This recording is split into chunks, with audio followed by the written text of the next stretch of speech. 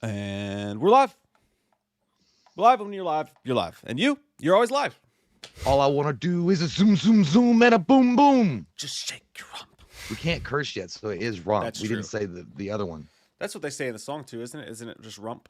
Shake your rump, yeah. Yeah. It's not like a dirty version. We were discussing the organic Michelob Ultra that I bought yesterday. Good stuff. It's not bad if you guys are wondering. I'm sure you are. I'm sure you guys are thirsting for knowledge of how good it was, and it was amazing. No, it was actually not bad. The weird thing about it is it has no sugar in it. Like it said, it's zero sugar because it's for people with diabetes to drink it easier.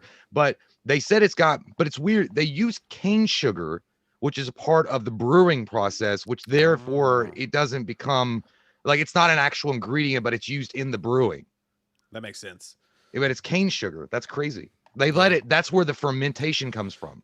That's that sneaky calories that'll get you that you don't know about. It's 80 calories. It's actually other than that Miller High Life, which is 50 calories on the market. This is 80 calories straight. That stuff, like the Bud Light Zero and stuff like that, those are just pure water, man. I can't drink. Yeah. Like, what's the point if you have to drink 20 of them? I don't know. Well, I know that organic Michelob, I mean, it did the job. I mean, it just doesn't.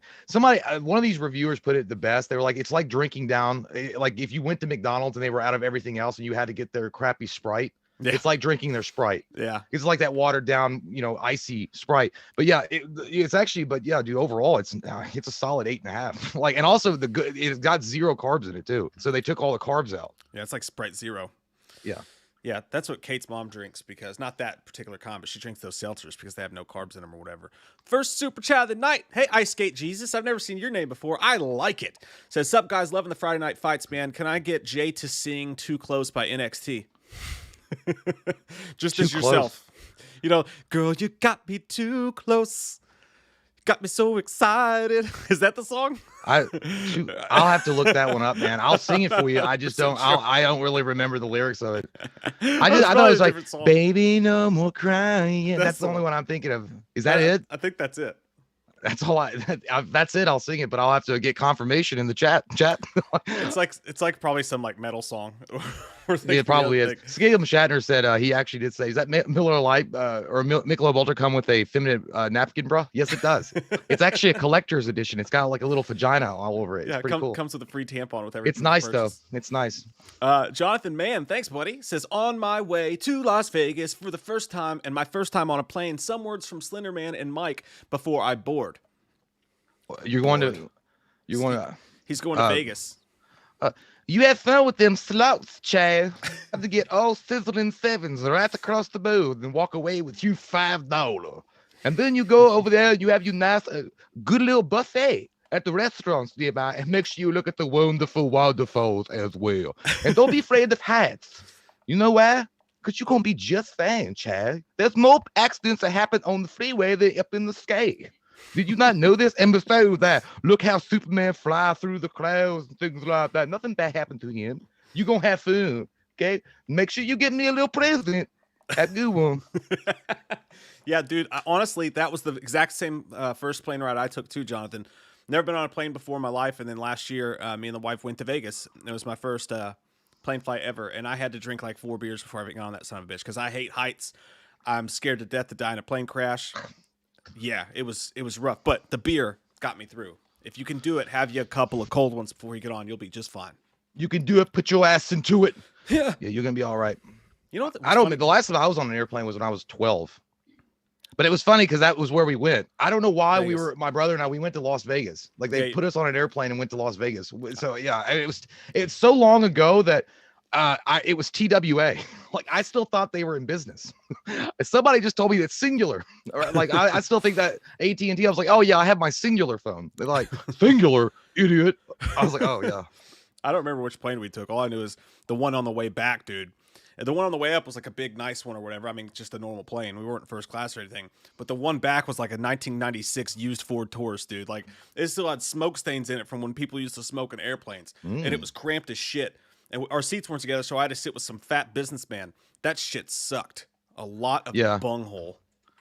Yeah, Indeed. but I bet they played like really good like Johnny Cash music because it looked like that. It just had Johnny Cash coming out of it. Yeah, it looked like looked like Johnny Cash could have, ended his career on that plane. So, by the way, a little update on our counters. Courtney will not be able to count. He will be watching though from the chateaus like Sting. Instead, Vanessa and Vinny, the VIN number as he calls him, will be counting, which is awesome. That's good. Good alternatives. Thank you all. Thank you, Vanessa and Vinny, for doing that duty for us tonight. We got a good one for you tonight. We got Tom Cruise versus Keanu Reeves. I almost said John Wick. Some of the picks were picked by the Facebook group, and then some of them are just added in. A couple of them are character fights. A couple of them are movies versus movies. It's going to be a fun one. We're going to get into it. I wonder if it's going to be as much fun speculating where Aaron Rodgers will be next year. I don't. You know what? Yay! We do got to talk about that first. I got to get that off my chest. By the way, did you not see that meme? That new meme that's going around? They're like, hey, what's Aaron Rodgers' future like? And it shows him looking at the Jeopardy side. He's like, I don't know. It's in Jeopardy. I was at the gym yesterday, dude, and I'm sitting on like the leg sled, and I'm just having a good day. I'm excited about the draft. It's draft night tonight. Really pumped. Can't wait to watch, see if the Packers do something, because they haven't done anything at all this offseason because of salary cap issues.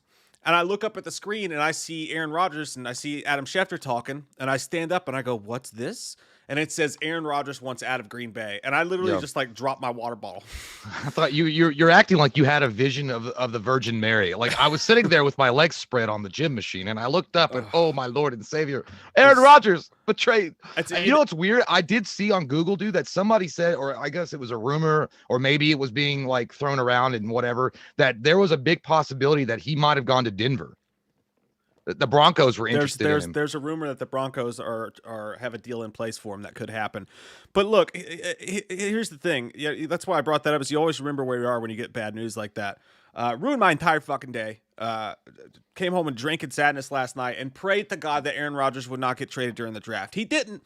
But then the Packers spot comes up, and what they could do here is to make him happy, to try to help him stay. They could have drafted a wide receiver, an offensive weapon. So I thought for sure the guy I wanted, that Elijah Moore, was sitting right there, fell right into their lap. And what do you think they did, Jay? They drafted a fucking quarterback. They said, take your all-state ass out of here, Aaron. They drafted the lowest rated player in the first round. He was rated 71st, the lowest rated player taken in the first round out of all the teams, a defensive back.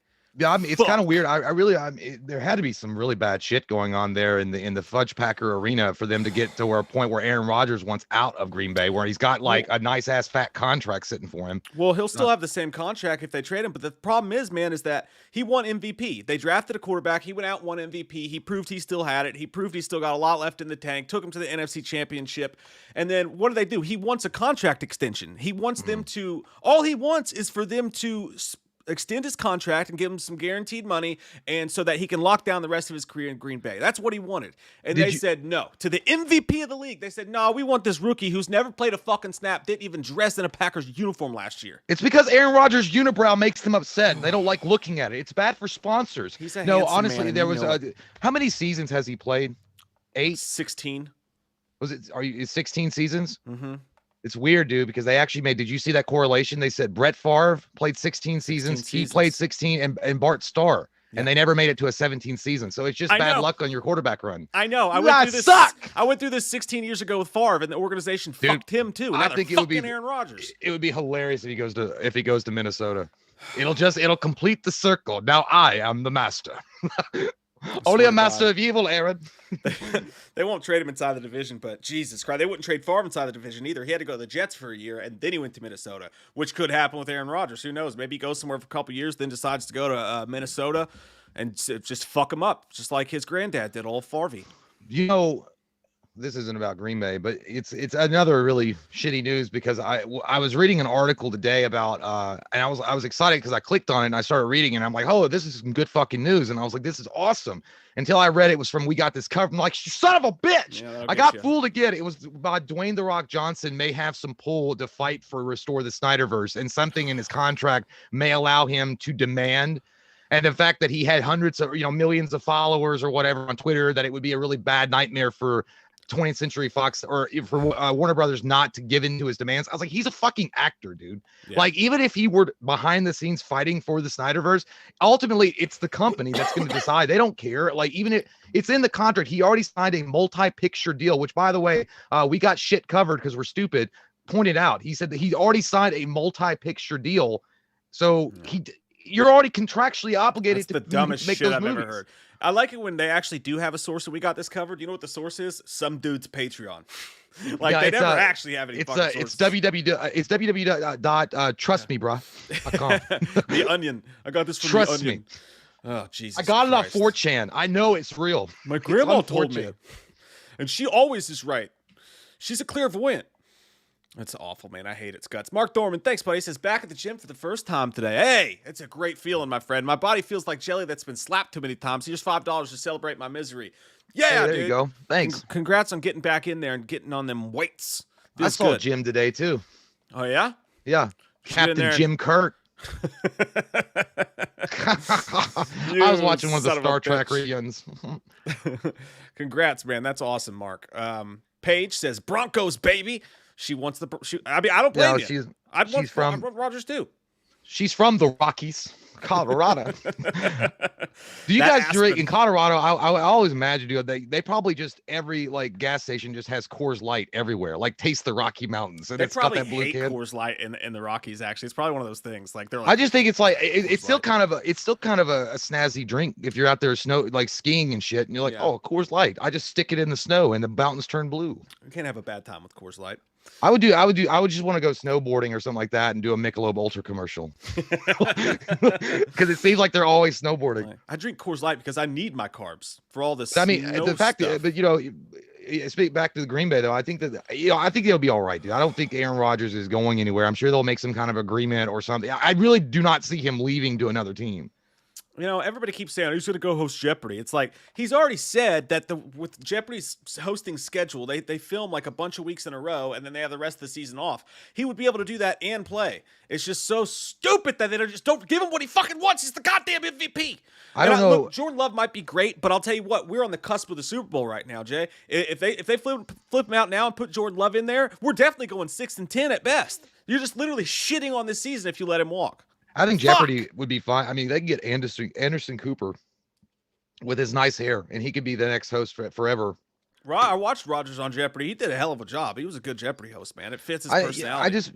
I don't know. He's gonna get what he wants. Actually, I did see people bitching him out though. They're like, on a day when it was supposed to be about everybody else, Rodgers made it about himself. Yeah, but the Packers are the ones that leaked it, so that's stupid. I don't know. I thought either way, I was like, I don't know. I mean, if it just got out to the press, the fact that somebody was gonna find out, like it's a huge quarterback and it's Green Bay Packers quarterback, somebody was gonna get it out either way. Well, he's been telling them this behind the scenes. The Packers are the ones that leaked it out, so that's not his fault. But why did they leak it out? Maybe they want to trade him, and if they do trade him, then they don't have to take the heat for doing something stupid. They'll say it was Rodgers' fault. I don't know. They didn't pick up any quarterback though, did they? Last year they did in the first fucking round. Yeah. Probably could have got a receiver. Probably could have made a couple plays in the NFC Championship game against the Buccaneers. Probably could have got us in the fucking Super Bowl. But no, we had Jordan not dressing for the fucking game Love. Fuck. Dude, Love. Mankind was there. Jordan Love. David Nangle III, thanks, buddy. Says, hey, fellas, random question. But if you could pick one director, one actor, one actress from any time for a film, who would you choose? Bonus child actor. Plus a child actor? Or does it have to be a child actor? So any director, any actor, any actress, and or bonus. Okay. A bonus if you use one. a child actor. Yeah. I'm going to go director David Fincher. I'm going to go actor Mel Gibson. I'm going to go actress Elizabeth Warren. Actress. Isn't Elizabeth Warren a politician? She does a pretty good job acting. She I'll go Margot Robbie. Samara Weaving. So I'll go with it. And if I had to pick a child actor, it would probably be. I don't know any child actors. Yeah, I don't either. I was gonna say. I think my director would be James Cameron. Obviously, I'm gonna go with a little Marlon Brando, young Marlon Brando. I want some old school goodness in there. And I guess for my actress, I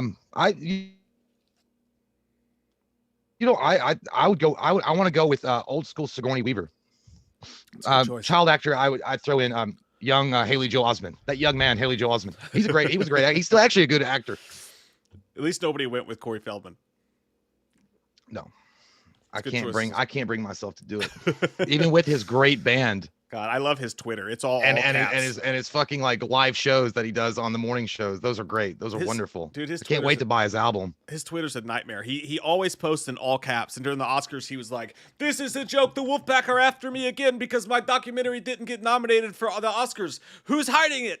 I was like, "It's hiding itself, dude." He started. No one's looking for it. His Twitter is starting to sound like the Ultimate Warrior when he did promos. And the sky cracked open and the lightning flowed. And then the warriors yelled from deep in the bowels of earth, "No more." It's fucking true, dude. It really does. Yeah, I was like, good God, you have smoked yourself stupid. Oh, hey, look at that. The Panthers just drafted the wide receiver I wanted the Packers to get because I never get what the fuck I want. Sweet Carolina, Alabama. Panthers. Anthony Stamp says, "I've been playing Among Us with my friends, and they die laughing when I start talking like Slender Man." Oh, that'd be fun. Yeah, we should get on the old Halo boards and you should start doing Slender Man to people. Be like, pick up the rocket. Oh, that'd actually be really fun because it's so toxic. I want to go to the most toxic community where you like in the lobbies, and that would be funny because everybody like, "Hey, suck my dick," I'm like, so why would me do that for? That would require that me with me sexuality. We should do Why that would me shit. want to suck on you pee-pee? First off, me can't find it. You know that you upset for that reason. Don't we want to play video game? That would be so fucking funny. Yeah, dude, because all I would do is troll it. I would troll it over and over again because people get so pissed off. He's like, it was funny. Speaking of lobbies and stuff, I sent, I don't know if you got it or not. I guess you might not have. Cody, my brother, and Mike are in a group message, and there was this dude. It was the funniest. I swear I laughed my ass off for 3 hours straight when I read it. It was like, this guy was like, "I suck so bad at Madden. I told this dude I was 11," and it's a message. This dude was like, "God, you suck." And he's like, the guy was like, "I'm 11 though," and he was like, "Oh, I'm sorry." He's like, "No, you're really good. You'll get better." And he was like, he said, my mom thinks I'm fat and won't let me play too much. She calls me fat boy." Dude, it was so funny. I've actually legitimately done that to people before. Like, if someone whoops my ass in Madden and they get on there, it's like, "Oh my God, you fucking suck." I'm like, "Dude, I'm 11. I'm going to tell my dad." I've done that dude, shit. Yeah, dude. It's the old dick twist. Dude, I swear, there's a video. You guys got to check it out. Go on YouTube and type in "twist his dick," and it won't come up dick. It won't give you the suggestion, obviously, because it's on YouTube. But, dude, it's the funniest shit I've ever seen in my life. This dude is drunk. If they're at an MMA fight or a UFC fight, he's yelling at the octagon. He was like, "Grab his dick and twist it," and this girl is like laughing her ass off, and this dude was like, he's like, "Oh my God, dude, oh my God, it's an MMA fight, dude," and he's like, "Twist his dick." He's like, "Twist his dick," and he's like, the old dick twist. He actually does the thing like this, and it's like, and the comments are even better, dude, because the comments are like, I like how the dude actually went the old dick twist, like it was like an actual boxing style that Jack Johnson came up in the 20s. The old finger in the butt. Hadouken! The old dick twist. Oh man, that is the best video. Oh man, that's fucking hilarious. I'm actually gonna look that up when we're done here. Flavor Dave, the old dick twist. Flavor Dave says, old dick twist. Let's you gotta go do Raiders. the move too. Says, that's a big dance, anaconda dick you're wrestling with if you got to do that. It's more like, woo. Somebody was like, "What if you were in the octagon and you heard some drunken guy screaming and the other guy was on top of you grappling? You'd be like tapping immediately." Not the old like, what dick if he does twist? the old, dude? He twisted my dick. That's gotta be a foul. Joe Rogan's over like, the old dick twist. Dude, that would have to be like, yeah. If somebody, like, first off, you're never gonna fight again, but that's gonna be an instant win for you. You grab a guy's dick and twist it like a door handle. Woo-wee. Hey, someone's got to top Mike Tyson, go out there biting dicks. There you go. Just trying to catch it and get kneed in the face. He went for the dick twist and he caught the old knee to the That mouth. old dick twist. They get you every time. Oh, shit. Flavor Dave said, "Let's go Raiders, Raider Nation. The Giants suck." Oh, take that, Jay. You take What? that. He said, "Let's go Raiders, Raider Nation." And then he said, "The Giants suck." Giants having a lot better of an offseason than my Packers are. I'll fucking tell you that right now. How's I'm gonna drink Jamarcus myself Russell to doing, death. sir? How's Jamarcus Russell doing? He's sipping on some scissor somewhere watching the draft. I don't think he's doing that good. Okay, at least we took a fucking stupid man named Eli Manning and we won fucking Super Bowls, okay? You can't take it away from it, so why don't you give yourself the old dick twist? Hey, they're rocking it over there with old David Fart car. Did I say fart? I meant I don't know to. why you gotta go after my Giants for. Well, I mean, you like the Packers? Okay. Lucifer Morningstar says Jurassic Park versus Jaws. What's your opinion, Jade Mike? Yeah, Jurassic Park for me. Versus Jaws? Versus Jaws. I think Jaws is Yeah. a better, scarier movie, but Jurassic Park just has this legendary feel, like gigantic movie to it. Like it's just a fun tent pole blasty blast in the Panther. Well, it was one of those. I remember it from my childhood, so there's a lot of nostalgia for me. I mean, I'm not saying Jaws isn't a good movie because it is, but I always feel like Jaws is one of those films that a lot of like. It's not like it's not incredible. It really is, and they did a great job with it. It's amazing, but I just feel like it gets a lot of fucking hype. And when I watched it, and I guess maybe back in the day it was a lot scarier. If you grew up watching it, it would be awesome. But I mean, I just never, even as a kid, when I watched it, I'm like, yeah, it's kind of. I mean, it's good. But it's a fucking shark. I'm there. I don't live near a coast, so I'll be okay.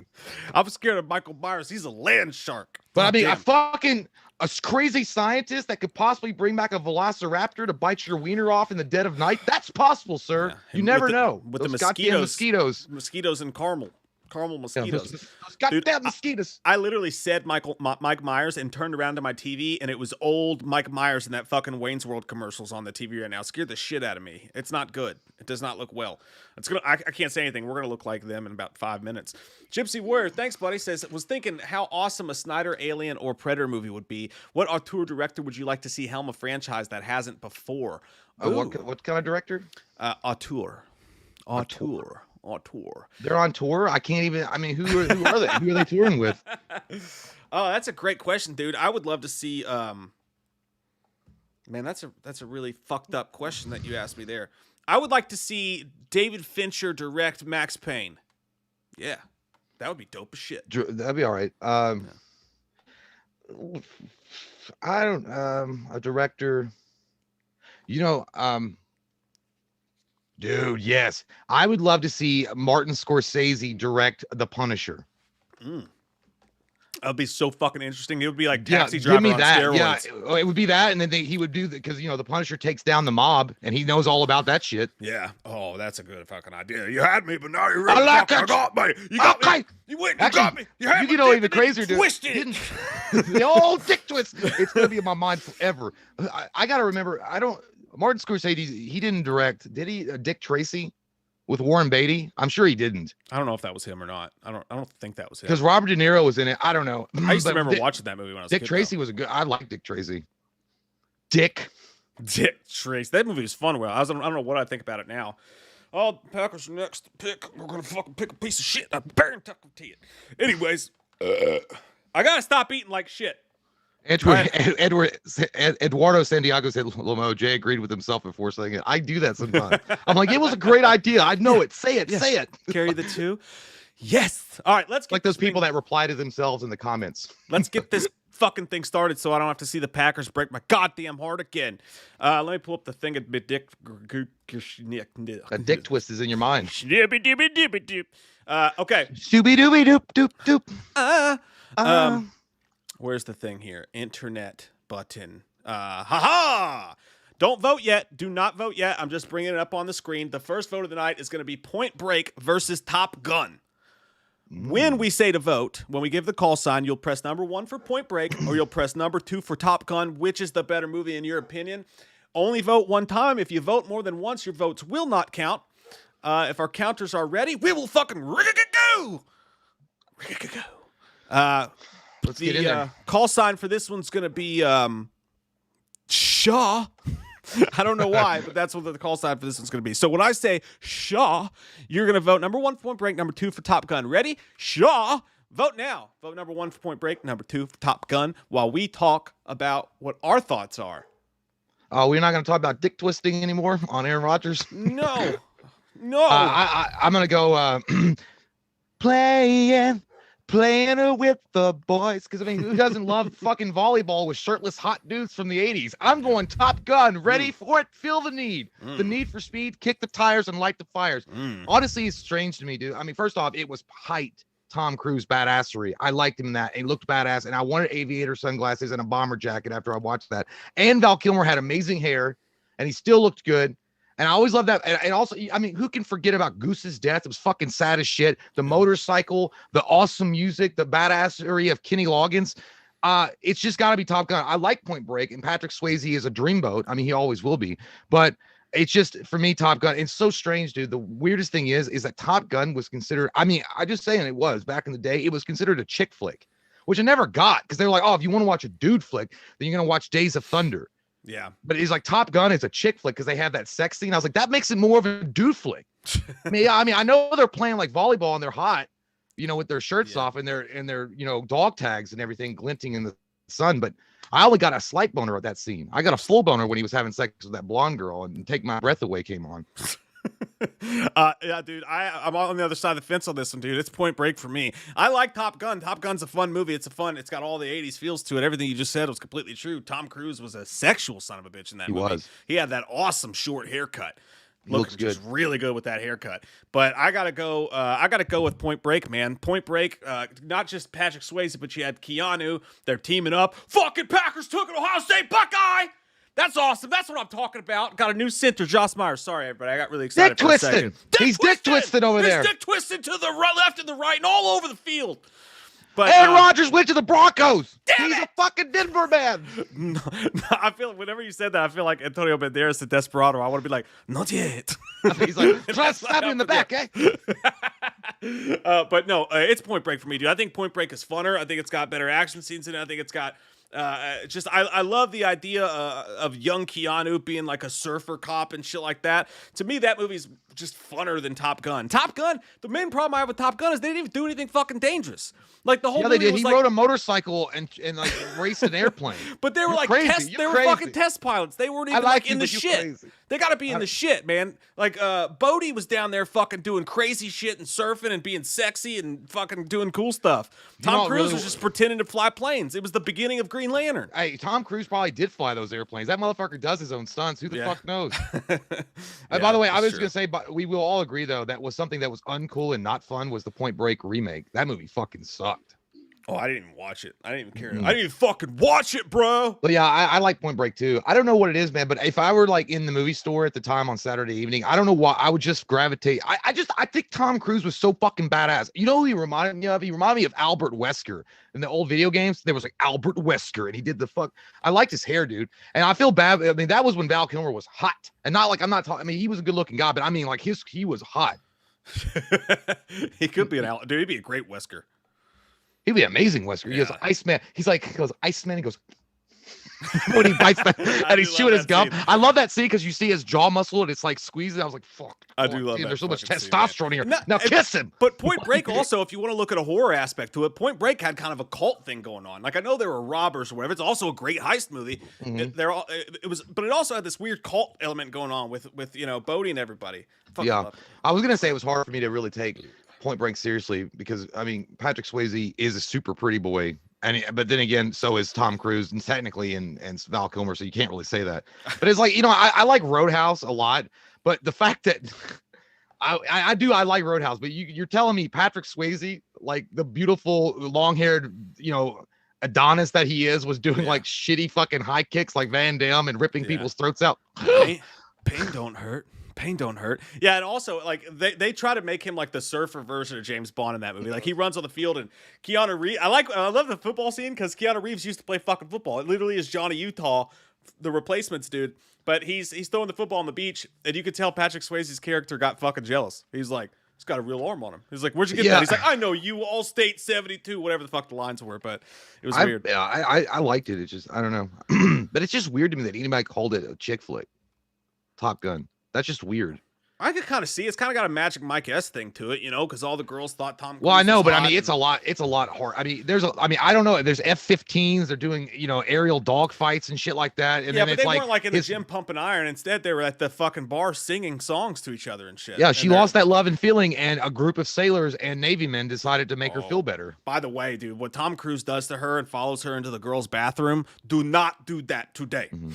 Do not do that today. Tom Cruise, his character in Top Gun, had he went after her the way he did in that movie, he would have been canceled. Canceled. Yeah, I mean, well, anything's canceled now. If you fart wrong and it sounds like something they don't want to hear, you're canceled. Yeah. So she says, "No, you run. Well, we have to leave the club." Sorry. We had the What? vote in, though. We Oh, had the give it to vote me. coming Give in it to me. hot. Keanu Reeves is going to stare you down with his puppy dog eyes and tell you to go back to the Matrix, Morpheus, because Point Break is going to win this 44-33. Woo! Woo! Why don't you just take your own dick twist and put it up your butt? Stop it. You got dick twisted. No, because I came up with it. You didn't dick twist me. Hadouken! Reversal. How come you got him but not me? Because you're not Japanese. You're not luck. Hey, guy, do me a favor with these guys, for real. Even if, like, try to vote based on the movie. Like, I know we all like Keanu Reeves better than Tom Cruise as a person. Am I right? Like, who fuck doesn't? Keanu Reeves. No, he's the sweetest guy in Hollywood. Nice, amazing, sweet dude. Never done anything wrong to nobody, probably. And then you got Tom Cruise, who's an amazing actor, got balls of steel. Balls of steel. Yeah, I'm not going to hang outside a fucking airplane. Ever. But at the same time is, you know, a wackadoo Scientologist, fucking couch jumping son of a bitch, all right? Like, I don't want to have a beer with Tom Cruise. That's a lie. I would have a beer with Tom Cruise right fucking now. I don't think I would, because as soon as you said anything he didn't like, he's like, you're so glib, Mike. You're right. glib. But I'm sitting here at the bar with you and you're glib. After the beer, I would probably want to leave and never meet him again and have a second beer with him. But, I mean, who wouldn't just sit down? Hey, you want to come have a beer with Tom Cruise today? No one's saying no. You know, maybe one beer, and then when he starts to get weird and tries to sleep with your wife, you leave. Yeah, that was a weird one. Well, The Firm. Firm was a great one.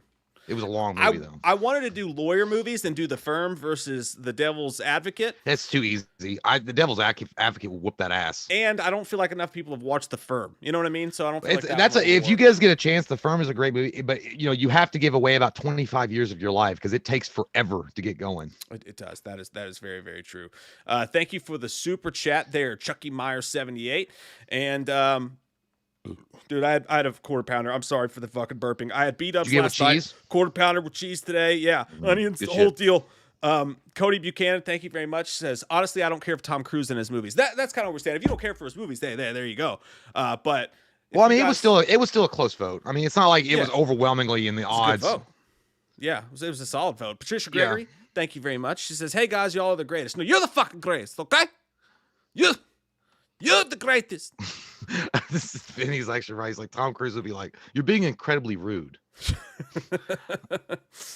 I'm going to give you an interview, but you're being incredibly rude. Yeah. I'd be like, if it was like, hey Tom. He'd be like, what? I'd be like, can you break this beer bottle over your head? I'm like, yeah, sure.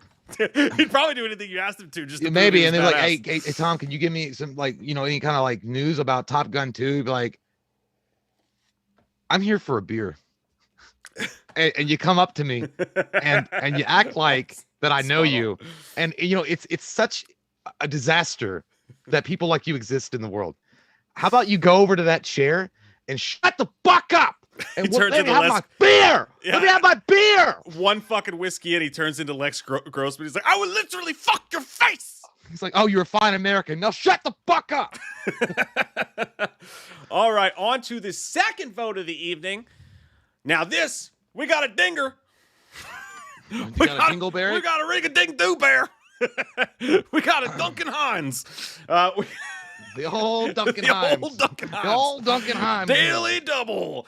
We got a fist fight now. Now, this isn't a movie. This is a fist fight. Which character would win in a fight? Oh, he fisted me so hard, bro. Yeah. Who's going to fist you hard tonight, bro? Oh, no. Fisto. Oh, yeah. Who's going to win in an actual fight? Not which movie's better, because we all know John Wick's a better movie. In this round, Jay, what's the call sign going to be? The fight's John Wick versus Jack Reacher, by the way. Who would win in a fight? Don't vote yet. Sorry, I wasn't talking to you. No, I think the call sign for this one, obviously, because I already think it's over.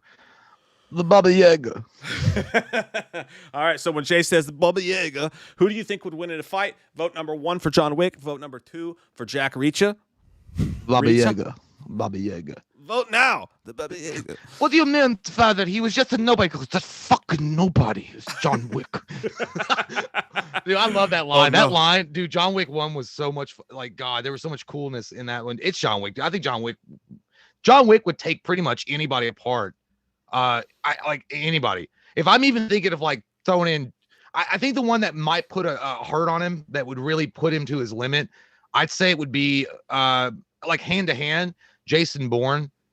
over James Bond. But if it was just straight up, James Bond would really put. I mean, if he was using all his gadgets and shit like that. But I mean, Jack Reacher, dude, he'd fuck him up and then eat his cereal, then have sex with his girlfriend in like 2 hours. It would be over. Well, that's the thing. Fist fight is like, John Wick's gonna fuck him up if you give him both guns. All right, I don't think Jack Reacher stands a fucking chance. But he's trained hand to hand too. Right.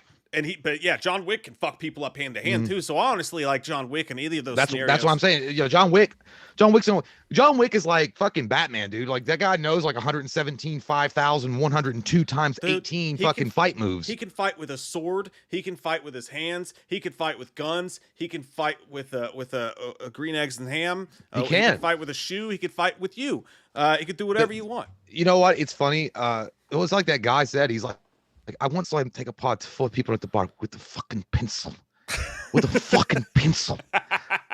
Listen, I mean, look, if that motherfucker had a pencil, a number 2 pencil, and he killed that many guys at a bar, I mean, I'm not saying Jack Reacher's not cool, but here's the thing about Jack Reacher. I also was never a fan of Jack Reacher. I never thought Jack Reacher's like, again, he's cool, but I always felt like he was a great value brand Jason Bourne or something. I never thought he was that like badass. Well, I gotta say, so we got breaking news here, guys. Breaking news. Jack Reacher was a badass. Finkel is Einhorn. No. Oh, shit. Breaking I knew it. I made out with her. Throw in the damn towel. Throw in the damn towel. Nobody is it already overwhelming? It's over. It's a fucking overwhelming. Throw in the damn towel vote. John Wick, we don't even have to count that shit. He just fucking Baba Yaga the shit out of a tiny Tom Cruise and try to make him look big with camera tricks. Jack Reacher. One thing I will say, in fairness to Jack Reacher, though, is if you read the Lee Child, I believe it's Lee Child's the author who writes the books. Ooh, child. Things are gonna get easier. Oh, child. That's a different version. This is the wrong fucking. That comes on during Pornhub's ads. Meet hot new single ladies in your area tonight. In those books, though, in the long, like, there's only 2 Jack Reacher movies, and Tom Cruise is badass, sure. But the books paint a way. Jack Reacher's like an Arnold Schwarzenegger motherfucker. Had Arnold Schwarzenegger played Jack Reacher, if they had the timing right, and he was like he was in those books, I feel like that Jack Reacher might have reached around and jacked John Wick. Maybe give him the old dick twist. Oh, dick twist. The old reach around dick twist. But if books could talk, then there would be no movies. If walls could talk, then... I know that Jack Reacher's a badass character in the books, but I don't know what it was, man. When I watched the movie Jack Reacher, I wasn't overly impressed with it, really. I mean, I thought he was an okay character. And then, but I never felt like he was going to stack up to like Jason Bourne or James Bond or anything. I never thought that's because, and it's because they Michael Crichton did, they Robert Ludlum did, they Lee Child did. Like they made that movie for old white dudes who like read novels still. Like my dad. Who wrote that? Was it Robert Patterson? No, Lee Child wrote that one. Lee Child. The Reacher books. Oh, I know Lee Child. Lee Child. But, I would, if my last name was that, that's what I come into. Right, but if like what I'm saying is like if the John Wick people had made the Jack Reacher movie and you had an Arnold Schwarzenegger in there, we could be talking about one of the coolest fucking guys ever. But they fucking Patriot Games, Clear and Present Danger, Harrison Ford, old white dude making a movie about a book that old white dudes read thing. You see what I'm saying? I like Clear and Present Danger. I do too, but they're not fucking badass. You know, it's like, I've got to go to my fucking desk job, but oh my God, shots fired. I got to protect the president. Well, I am a white guy though, you know? So I guess I don't know, but you're right. I don't know. I think the badass old white guys. Old is the. Well, I'm getting up there. Them. I'm almost 40. Harrison Ford, the closest he got to a badass, it was either you're going to go Air Force One or Indiana Jones. Indiana Jones wins, but. Did you see the viral video going around this week of Harrison Ford seeing magic for the first time? He saw magic for the first time, like real magic. It wasn't for the first time. Was Mysterio out there doing birthday parties? It's fucking hilarious, dude. There's a TikTok going around, and they're like, I guess they're in Harrison Ford's kitchen, and for some reason, like, I guess his wife fucking invited a magician over for his birthday or some shit. But Harrison Ford's standing there looking like angry Harrison Ford, and this dude's doing magic for him. He's like, all right, now pick your card. Are you talking about? You're talking about the street magician? I don't know. He's got like a black goatee. They didn't show him. They didn't show his face. The camera was on Harrison Ford. But he's doing the trick for him or whatever. He's like, all right, now reach over there and grab me a piece of fruit. And Harrison Ford like looks like he doesn't want to. He's like, what? He's like, and he looks pissed. Like he looks like he's gonna fucking beat the dude up. Because the whole time Harrison Ford's standing there going like, hey, get off my. So he reached over, he grabs the fruit, And he's like, all right, now rip the fruit open. And he's like, what was your card? He's like, the Jack of Nines or whatever. Jack of Nines. The Nine of Spades or whatever it was. And he tears open the fruit, and the fucking card is in the goddamn fruit. The card that he picked. I remember watching that. That was David Blaine. Yeah, that was a while ago. No, this just happened. David Blaine? No, it's not about the magician. It's about Harrison Ford and his reaction to No, the I know. magician. I remember that was an old clip. That was David. Yeah, he did the birthday party for him, That's and he not got a all new freaked thing? out. I feel that's like old. it just went viral. Oh, No, okay. that was a few years ago. His reaction, either way, when Harrison Ford reacted to it, he showed it to him, and Harrison Ford goes, I mean, I don't know, dude. He was pretty old in that clip, but he was like, Get the fuck out of my house. Yeah. He said, get the fuck out of my house. That shit was funny as hell. Dude, that guy's freaky as fuck. I think that David Blaine guy literally sold his soul to the devil. Magic, like, because his shit is like, it's like David Copperfield on steroids. Like, I don't know how, like, dude, that motherfucker swallowed a key and then had a lock come out of his butthole or something. Like, it's crazy. Yeah, I don't believe it though. It's all bullshit. I don't believe in magic, and I don't believe in ghosts, but I do believe in the next round. And the next round believes in me. Okay. The next round is. Now, we've had this one before, but it was picked by the Facebook audience, so we're going to have a round 2. They meet again. In this round, we're going to have Bram Stoker's Dracula, which had Keanu Reeves in it, versus Interview with the Vampire, which had Tom Cruise in it. You know what's funny, dude? I just saw this thing. Somebody was like, Gary Oldman and the director of Bram Stoker's Dracula, I can't remember who did it, famous director, they got into some kind of argument on set, and they're like, dude, the funniest thing is watching Gary Oldman walk away with some assistant holding his Dracula cape off. He got mad. I watched that shit. That was so fucking funny. He walked off the fucking set with his fucking cape flapping. Because he was pissed off, and he was in full makeup. There's no way you take that dude seriously. You just can't. So fucking funny, I believe the set. He's like, do you want me to come out now? He's like, well, Keanu's talking. I can't do it when Keanu's talking. He's like, no, Gary. Yeah, and the director was famous. Like, he got it was I don't even know who directed it, but it was a big time director, and him got into it. Shit was funny as hell though. It's like, you imagine, it's like an assistant's running behind you trying to hold your fucking cape up as you're running out the door because you're mad. Coppola. It was Francis Ford Coppola, yeah. Thanks, Carl. Yeah, everybody in the chat saying that clip is 7 years old. Well, fuck me, right? Fuck me. I knew it was. I think I watched that on. It was like celebrities reacting to magic. It was in a compilation. Fucking TikTok bringing things back from the dead, and all of a sudden they're cool again. They gotta get views, man. They gotta get views. Just Fucking dig up kids. shit that some people don't remember and act like it's yours. God, dude, I hate to say you gotta it. do what you gotta get the hustle. Harrison Ford was pretty fucking old in that clip, man. Dude, he's been perpetually 75 for like 25 years. God damn, he looks like he's been 75 for 20 years. Someone needs to check up on Harrison right now. He's doing all right. He's rolling in his money. He's like fucking McScrooge. He's got a vault that he just dives in every day. I was like, the only thing that would have made that clip cooler there is instead of saying "get the fuck out of my house," he was like, "Get the fuck off my plane." You should go on YouTube and watch that compilation, because they've also got Will Smith and Jada Pinkett before she said she had a thing with that one dude reacting to David Blaine as well, and he's freaking out. It's pretty good. Yeah, I don't like any of those people, so I won't. But I believe you. I like Will Smith. All right, so the call sign for this one's going to be "I want to suck your dick." Is that the call sign? Yeah. So when I say that, you're going to vote number 1 for Bram Stoker's Dracula. You're going to vote number 2 for Interview with a Vampire. Are you ready? I want to suck your dick. Vote now. Welcome to Gay Sesame Street. I want to lick your balls. I want to suck on them. 1, 2, 3. One sticky. I'm going to Interview with the Vampire here. I feel like Dracula's gonna win, but Bram Stoker's Dracula bores the fucking tits off me, dude. I never liked it. I mean, I didn't hate it, but I never thought it was that awesome of a movie. Even though the makeup and the sets were magical and amazing and mysterious, I was like, when the magical? Yeah, well, I mean, I was waiting on some fucking ballerinas in the background to pirouette. Because I was like, it looks really pretty, but when the fuck is something gonna happen? Because but Interview with the Vampire, man, it got raw and nasty. Mm-hmm. And you got Christian Slater, you got Brad Pitt, Tom Cruise, Antonio Banderas, all vying to fuck each other. What's not to like? I love it. It's good. There's some fucking sexual tension in that. A lot of it. Well, there was just so much goodness. I mean, if you walked on that set as an extra, dude, you'd immediately get a boner. Just if you looked around, you saw Antonio Banderas, Cruise, Pitt. Whoa. Yeah. And then weird little Kirsten Dunst with her puzzle face. It's still there. You walk in, you don't know why. You're like, holy shit. And they're like, what's wrong? I'm like, I think I just got gay. I just got gay. You're like walking in and then you stumble and like, oh my God, did you fall? I'm like, no, I just came in my pants a little bit. I'm good. I'm ready to go. I orgasm. Sexy men around here. I don't know what to do with myself. Not just to mention the fact that Interview with Vampires, it's actually a great story. I love that movie. I thought it was amazing. I don't know why. People hate it.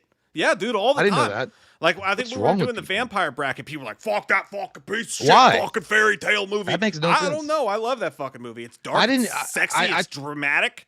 Isn't that Anne Rice? That's Anne Rice. Anne Rice wrote that. She also wrote that one with Leah, Queen of the Damned. And I didn't like that one that much. I mean, Queen of the Damned was all right, but I think it was a follow-up to that one. But yeah, dude, Interview with the Vampire was a classic fucking film, dude. Yeah, shit'll have you sucking dick in like 2 weeks. I mean, it did. You can't watch it back to back. I mean, it did. Yeah. I mean, what? It didn't. That almost go in the gym and listen to the Days of Thunder soundtrack. I thought you said you got to go in the gym and just suck some dick before that fucking workout protein hits you. So much dudes just running through your brain. Yeah, I do the dumbbell curls while I'm sucking cock and work out my neck at the same time. Careful, you'll strain. Oh, shit.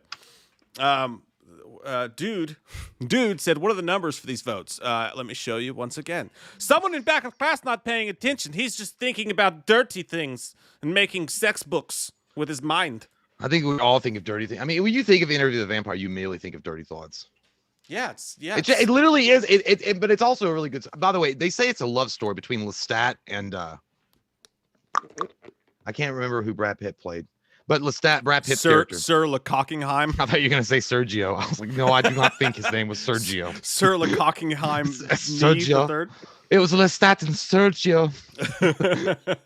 Sir, I want to suck your butt. Fuck your butt is what I meant to say. I said suck your butt. Hey, whatever works. Succubus. Suck your butts. Fuck your butt. Dude, every time I say like suck my butt, I always think of like City Slickers 2 when he's like, oh, I got bit on the ass. Quick, suck out the poison. And he was like, go ahead and do it. Billy Crystal was going to do it. And then he was like, you just sat on a cactus. Get away from me. He's like, you were going to suck my ass. You're a true friend. Skilly Shatter just said, getting gains and slurping veins, bro. That should be the name of a porn. Louis. Robbie Cozell says Louis. Okay, Louis and Lestat. Okay. Oh, yeah. It's weird that all I can remember about Interview with a Vampire is it's got a lot of sexy dudes in it. Wow, I always think every time I think of it, dude, I always think of like that sultry look that Brad Pitt gives, like he's like, advertising cologne, like sexy cologne. He's like, he always looks wounded, but like it gives you. He's always like. Why would they say that, Lestat? I was like, People watch that movie for the exact same reason they watched Bates Motel, the show with Vera Farmiga and her son, because like every 10 minutes there's some sexual tension look between the two of them, and you go, oh fuck, they're gonna kiss, they're gonna fuck, and then they're like, they don't. I thought just waiting on her to fuck her son the whole fucking I thought season. It was gonna happen with Louis and Antonio Banderas' character, because he was a lot more aggressive in his like seduction techniques, and he goes, I am Puss in Boots. Would you like to play with my harpoon? Yeah, dude, I don't know. It's weird. I didn't know it got that much hate. That's weird. Well, then again, I'm also in a shell because I didn't even know that Ghostbusters 2 got as much hate as it does. Hey, you know what also makes me forget I like girls is watching Antonio Banderas with a guitar in Desperado.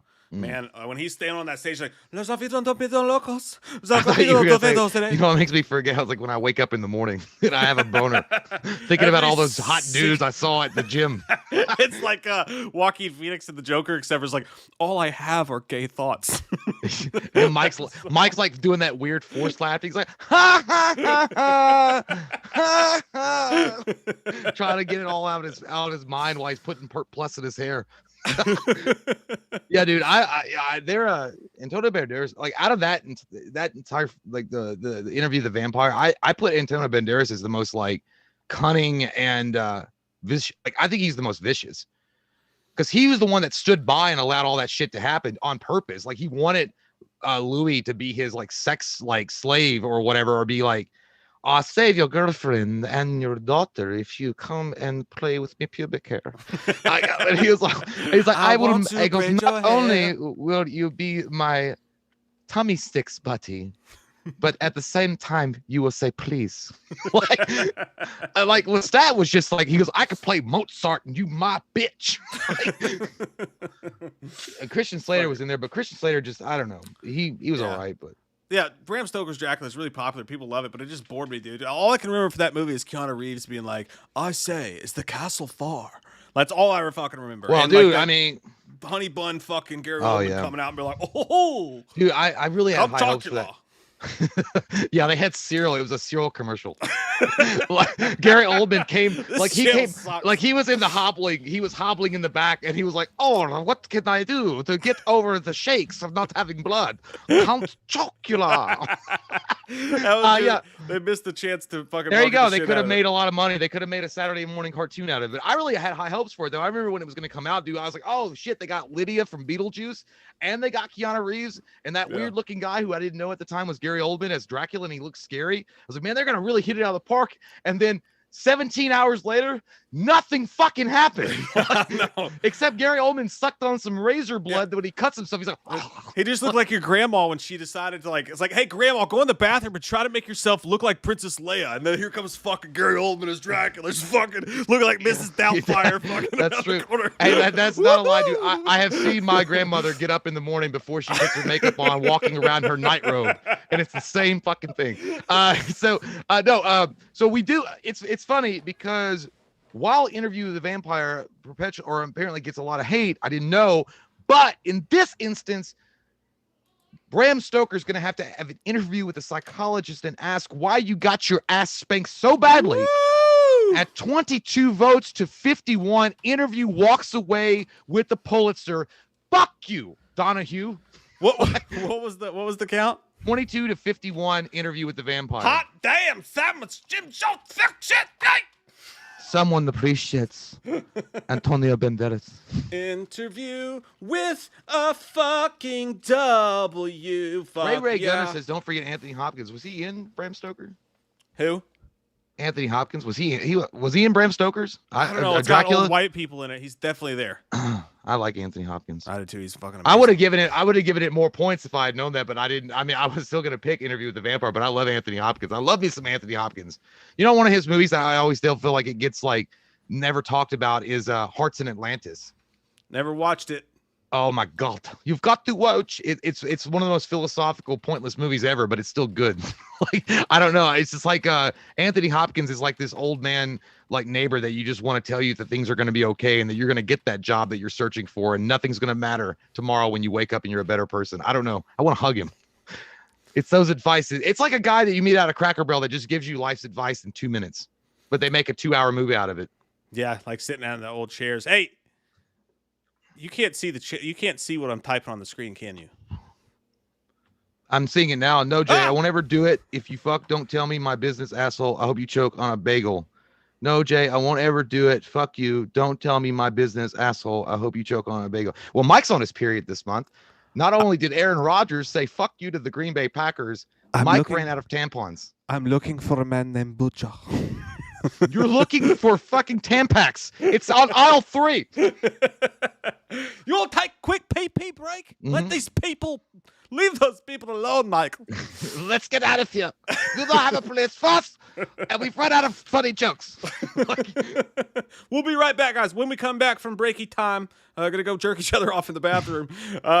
Vote number. Oh, no, don't vote. Yeah. You say I couldn't do to you, so you want to do it to me. I see. Next up, when we get back, we've got the Matrix franchise versus the Mission Impossible franchise. We got the Replacements versus Days of Thunder. We got Speed versus Collateral. Ooh. We got John Wick versus Ethan Hunt. Who would win the fight? We got the Devil's Advocate versus Arrow with a fucking vampire again. And then we got, which movies are you more excited for? Top Gun 2, Mission Impossible 7, or the Matrix 4 and John Wick 4? Tag team, fuck yeah. There we go. Snap it to a Slim Jim. Oh, ow.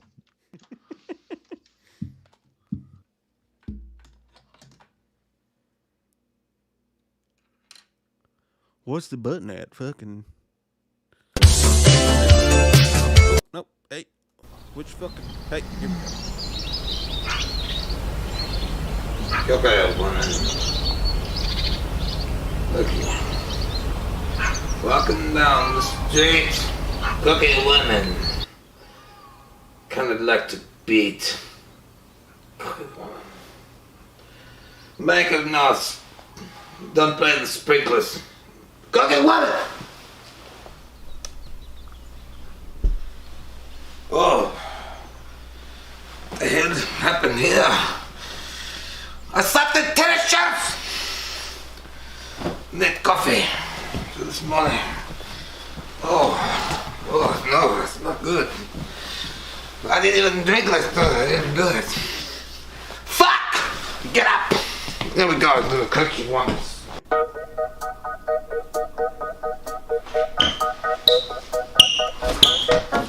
Only Henrietta Bells. Money more than pop. You know, that's the problem. This is why you don't drink vodka before you go to sleep. I feel like I got hit with Rosie O'Donnell. They were right. What you gonna do when the Wham coffee runs wild on you? This is my favorite wrestler. What is it?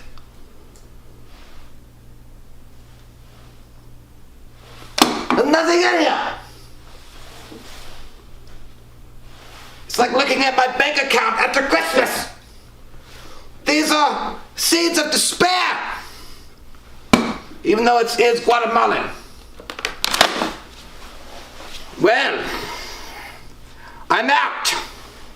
Fuck me, huh? Poop. Duty.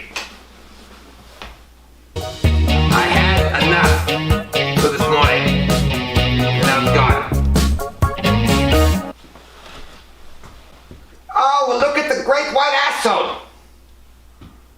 Michael. Michael. Listen to me.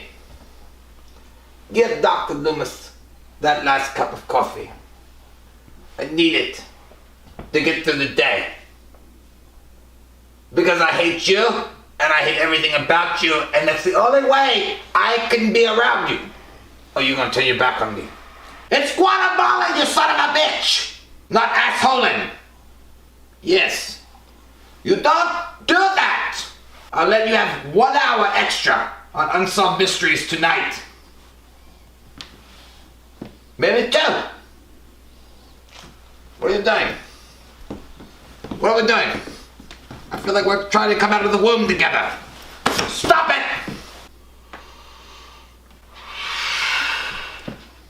I said, Michael!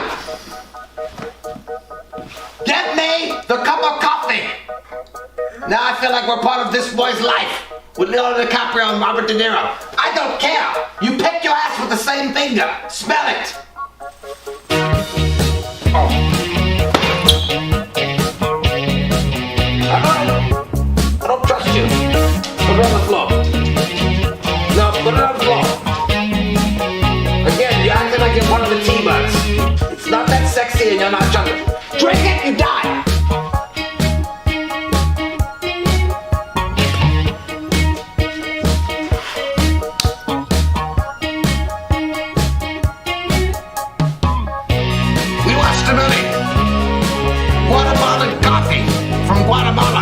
Didn't you know that? It's great. It really gives you the caffeine that you need. The highest level that I need. The caffeine, A-OK. And also, a good kick that you need as well. But that's not all. Because the best part of We Watch Lily's Guatemalan coffee is it's stunningly good. It's Guatemalan, you son of a bitch! Oh, goddamn. I'm too old for that shit. Michael, do you understand?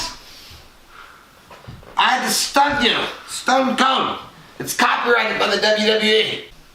Goddamn you, Mike. Oh, God, my wiener. I had a sister named Judith. She had sex with this kid. It all ended awkwardly quick. I stabbed her in the tits. I know it probably wasn't cool of me, but I just went crazy. You see, my middle name is Audrey. Michael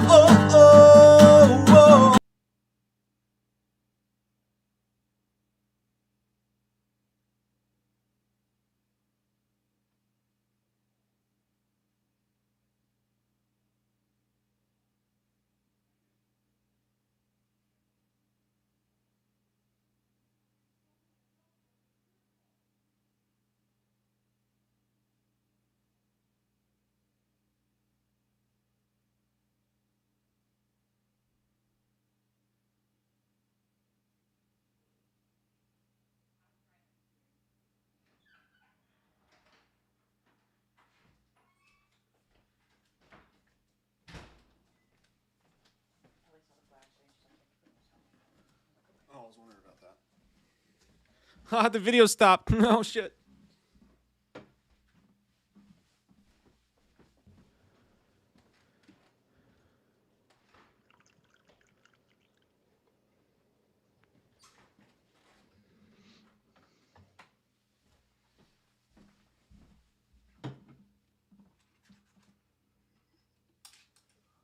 We're coming. Probably too soon, like usual. Yeah, I know. Just relax. Let it spread out.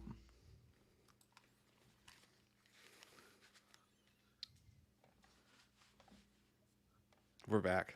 Hi, Danny. Hey, sorry about that. What? I heard you said the video stopped. I couldn't tell. I'm trying out for the Beastie Boys later. Oh, yeah. They need a new guy. Isn't one of them dead? Is that why? Yeah, no, he is actually. Yeah, I was gonna say. Whoops. Still, no Anyway. sleep till Brooklyn.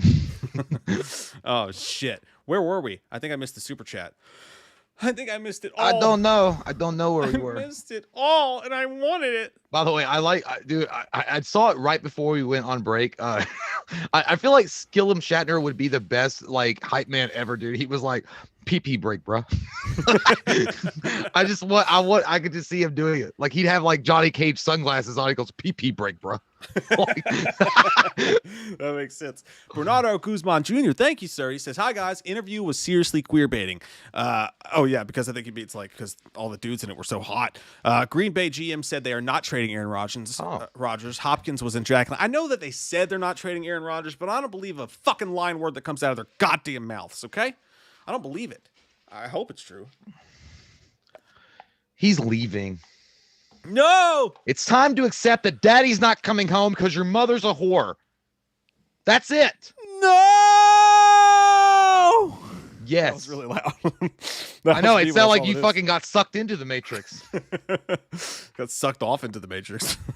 Like That's one of those weird. strippers in Tony Your Soprano. wiener actually worked while you were in one of those tubes. Hey, man, you watched, you ever watched that episode of The Sopranos where they're like, "Hey, where's Tony?" And he's like, "Hey, he's in the back, you know, getting a massage." And they clip back to the back and he's getting a BJ from the stripper. And dude, I've never seen a BJ like that. You just saw it from the back of her head, but dude, she was like fucking doing karate. She was like, She's trying to break that cock. like just, Yeah. fuck it. It was wild, dude. It was He a was- slippity dippity do job. She had gone to the Cobra Kai of dick sucking. You never know seen what it nothing like is? You know what? I'd agree with you, except I think the best BJ on camera I've ever seen, period, was straight up Swordfish when that one chick was blowing him and he had to crack the code. That girl right there was doing yoga on his wiener. Yeah, that was straight yoga on his wiener. Man. Because she was doing downward thrust and DDP yoga before there was DDP yoga. Like, holy I shit. think about that scene way too often, you know? I do too. I don't, because it was like I always think of John Travolta too. He's like, oh, she's good too, and I'm like, God, don't talk to me. I'm trying to crack this code and prevent me from exploding. And now I know that your wiener's been in her mouth too. Yeah, that definitely. Oh, Heidi. Oh, she's good too, isn't she? That's a great I really scene. think that at that point that they should have played the Broken Arrows like do do do do. Down. By Chucky the way, Myers, who used it better, Broken Arrow or Scream? Broke- Do. Broken Arrow, but I was Broken psyched Arrow to see without a it in doubt. Scream It has too. to be Broken Arrow. Dude, at the end of the movie when he's walking on that he's taking out John Travolta and he's walking up that fucking sandy beach with that gun. And Yeah. that was a badass scene, dude. Love Broken Arrow. Broken Arrow is amazing. Yeah, underrated. Chucky Myers 78, thank you. Says, thanks for keeping my mind off stress. Stay sexy, beast. Thank you all for doing the same thing Thanks. for us. Very appreciate it. I don't think that we're gonna go like the full live stream tonight, just because we're gonna do it right. We're gonna finish the rounds, okay? But it won't be a very, very long stream because we've got about 10 hours worth of filming to do tomorrow. Something really cool that we got coming up, and we got to be a little fresh for it, okay? Got to be a little fresh. Got to smooth the pipes down. I put some air fresheners on our taint. Yeah, and it takes time. Oh, Dad, she looks like a pin. I don't know why I said that. Anthony Stamp says, I have a friend who met Keanu Reeves before. She said he was really shy, but he was also the sweetest person she ever met. Totally. I can imagine. 100%. I'd love to meet Keanu, man. I think it would be amazing. But I mean, it's weird because the thing is, I would talk to him. I would literally talk to him about Bill and Ted all day long. Yeah. I'd be like, what about the time circuits, duder? And he'd be like, God, this is annoying. I'd be like, righteous, and like fucking do the air guitar. I would want a picture of him just being like, yeah. I mean, he might appreciate it though. He's like, oh, you're not asking me about John Wick or Speed or The Matrix or something like that. I'd be like, yeah, man, let's just talk about Bill and Ted all day long. Rufus. As soon as I met him, I'd be like, "Would the mystery guest please sign in?" From Speed. God, I love it. Yeah, That's you my could do favorite that Keanu thing. movie, dude. If you met him though, you could be like, no way, dude. No way. Yes way, dude. Hey, another great fucking score, by the way. Speed. That had a bomb ass score in it, man. Had one of the best bad guys too. Yeah, Dennis Hopper was fucking rocking Awesome. that. Love it. But yeah, thank you, Anthony. Appreciate that. Ethan Taylor, thank you, sir. Very much appreciated. Says, hey, fellas, I'm at work right now, so I have to watch the stream later, but I wanted to poop in for a second and say I hope you've had an awesome time tonight and can't wait to check this out later. We've totally had an awesome time, duder. And good luck on your night shift. You got a I date totally with her possessed my dad. at the Municipal Court System Saturday, May 28th. Up top. Yeah, right on. Radical, dude. Thanks, buddy. Appreciate that, man. Hope you have a great shift tonight. Jessica Kendall says, speaking of Sopranos, I'm watching the series for the first time. Would you guys ever consider reviewing it? Let me tell you something. I'm watching it currently amidst the other shows, Entourage and whatnot. Me and the wife are going back to it for the third time. I've watched it. Fucking love that show. I don't know if anybody would watch us review it at this point because there's nothing to say except for fucking gabagool. It's the greatest goddamn show of all time. Yeah, I watched it like 6 months ago, bro. It's fucking amazing. I watched it like 6 months ago, bro. I was talking about it then. You missed that review. No, it's without a doubt one of the best TV shows HBO has ever put out. Like I would rank. I mean, it's up there, but I mean, it's hard to say.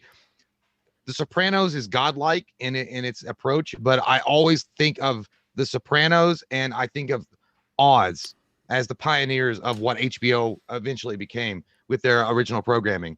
Because without those two shows, I don't think you've got HBO what it is now. But yeah, dude, Sopranos is like, it's so old. I don't think, if we went through each episode, I don't think anybody would tune in for it because they already know. It's on YouTube and you can literally watch the episode on YouTube. It's like, and who knows what the future holds if we ever start doing like long like reactions to shows or something like that. Something like kind of what we're doing tomorrow. But you know what? The Sopranos. What's that new one coming out? That Sopranos prequel. That'll be a good one. That'll be, yeah, we'll definitely review that for sure. Yeah. The Many Saints of Newark. Yeah. Thanks, Jessica. Thank you. Austin says, most people, I like this mafia movie. Me, stop breaking the law, asshole. Yeah, dude, that's a fucking classic, man. I could watch Liar Liar any day of the fucking week. Any day of the week. Ever. Never get tired of it. Ever, ever, ever. And then I'll eat a fucking pork chop because I do what the fuck I want to. Oh yeah, Clinton and Mizzy E says The Wire. Dude, it's weird. The Wire. I've heard so many people talk about it. I couldn't get into it. I don't know why. I think I watched like 2 episodes and I'm like, yeah. It might be good later on and you might have to give it some more time to get going, but I never got into it. And then someone also had said Mad Men. I've never watched it. I heard it's amazing. I started that and couldn't get into it, but it seems like the kind of show I would like. So at some point I'd like to. And also The Wire's been on my list for fucking years. It's just, it's been gone for so long and everybody else has already seen it. I don't want to watch it and then want to talk to people about it and then be like, yeah, dude, I know. Fuck. Shut up. Well, Holly Roxy says, did Mike and Jay ever review True Detective? I think we reviewed season 2. I'm pretty sure we did. I watched season 1 and was like, dude, we gotta review season 2 because it's fucking amazing. And then season 2 sucked, but we did review a couple episodes before it got. It wasn't bad. It wasn't as good as the first season for sure. Yeah, we didn't finish it because only 9 people watched the reviews that we did for it. So, yeah, dude. And that was like including our parents. Yeah. And so like really like 7 people or maybe 4 people. Let's get back into it here. Our next vote's gonna be, and don't vote yet if you're new. Oh shit, I was all the way at the bottom. Let me go back to the tippy top. Back to it. Get inside of it. Go for the gold, you son of a bitch. I want to touch your wiener. Okay, here we are. Our next vote is going to be the Matrix franchise versus the Mission Impossible franchise. To me, this is the best one. This is the most interesting one of the whole goddamn thing. The entire franchises. Jay, I think it's your turn for the call sign.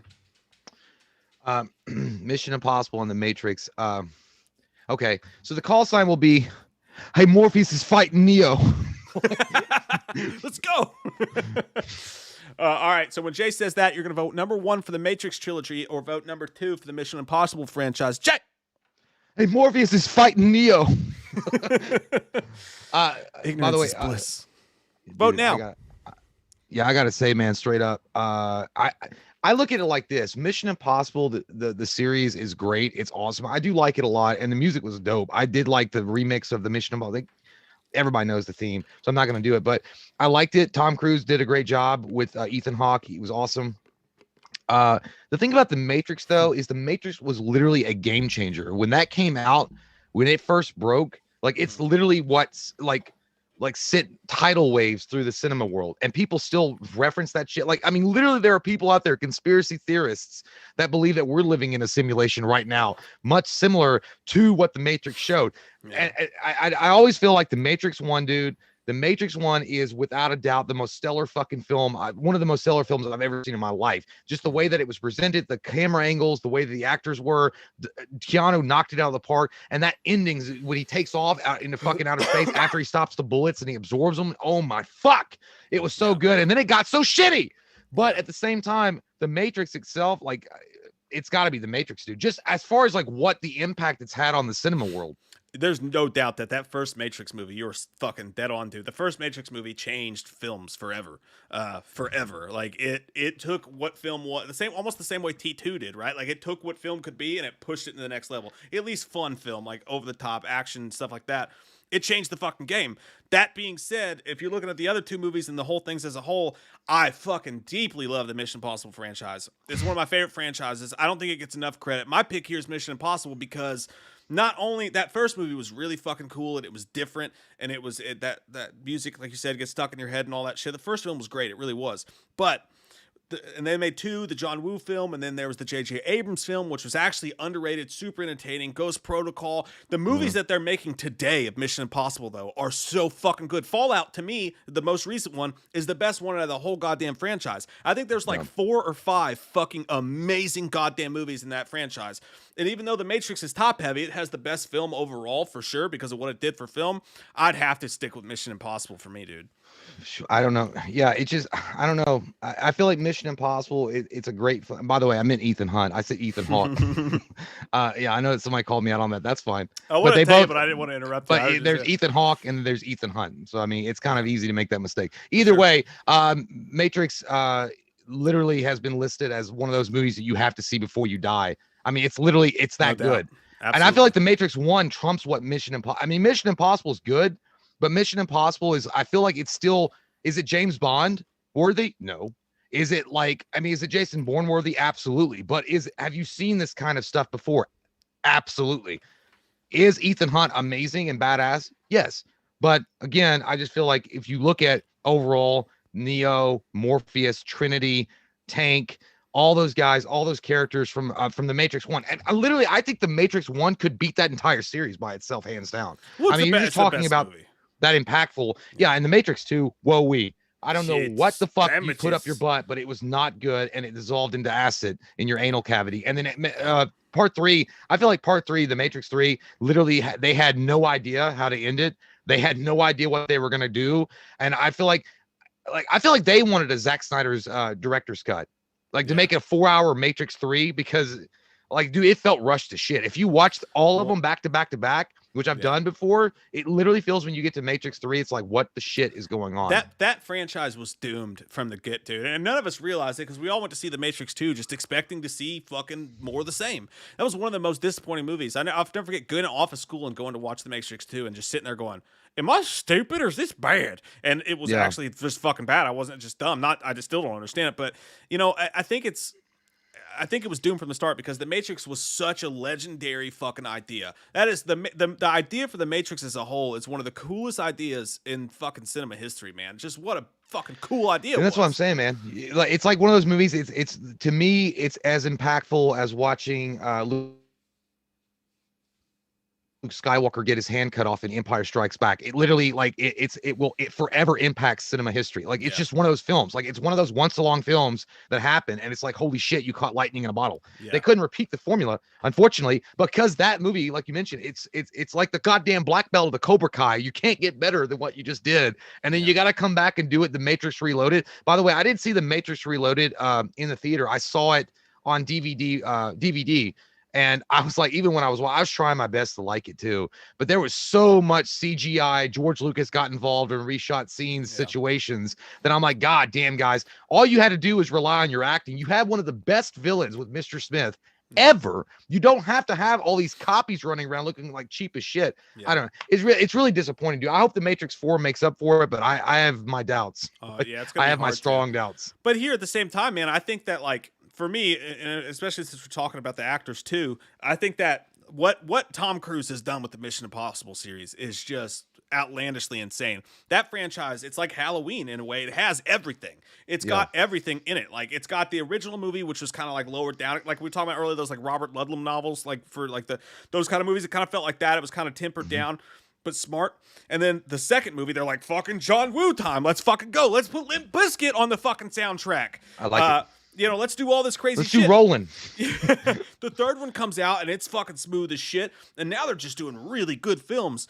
And it's just, there's just every single time they put it out there, even though Mission Impossible 2 sort of sucked ass, every single time they put it out there, it still had its perks though. It's something legendary. Tom Cruise has taken the role of Ethan Hunt and just, he has fucking forced that character to be cooler than he ever fucking was. You know? Wasn't MI2? That's a John Woo. Isn't that That's John the John Woo one. Yeah, we had the long hair and he's like hanging off the cliff. The bad guy. The bad guy was. I'd like the bad guy in that one. Yeah, it has its perks. There's no doubt about that. It's just to me, it's the worst in the franchise. We've got the vote in, and it's a hot one. It's a hot one. It's coming in butt crusty clean. Comets Trail, 44-33. Oh. Ethan Hunt is going to save the day and take down poor old Neo from the Matrix. No way. So Mission Impossible wins 44-33. Are you sure? The Matrix was number 1. No, Mission Impossible's 2. No, it's Vinny says it's 44-33. MI wins. Okay, I just want to make sure. That's shocking. I really thought that I really thought the Matrix was going to win. I thought so too. I thought honestly it was going to come down to the one movie beating out the entire thing. Because if you're going to ask me personally, if you're going to say, what do you want to watch, the entire series of Mission Impossible or just the Matrix 1, I'm probably going to pick the Matrix 1. Yeah. Like, it's amazing. And you've never really been a huge fan of Mission Impossible. So no, I liked the first 3, and then I kind of fell off of it because I was like, I feel, in my opinion, I feel like Mission Impossible got played out. I was like, you're not James Bond, and I feel like you keep on doing this. You got to watch them though, dude, because these last 4, they kind of run concurrent. Like the first 3 were all over the place. These last 4 kind of feel like they're on the same wavelength, and like the story is continuing itself really fucking good. I've been begging you to watch Fallout for so long. You'll shit your pants. It's old school action fucking badassery. For sure. So the final, Vinny actually did clarify. He said it was 33-44. So it was a large number. So MI got one more vote. Okay, but Mission Impossible wins. It did win.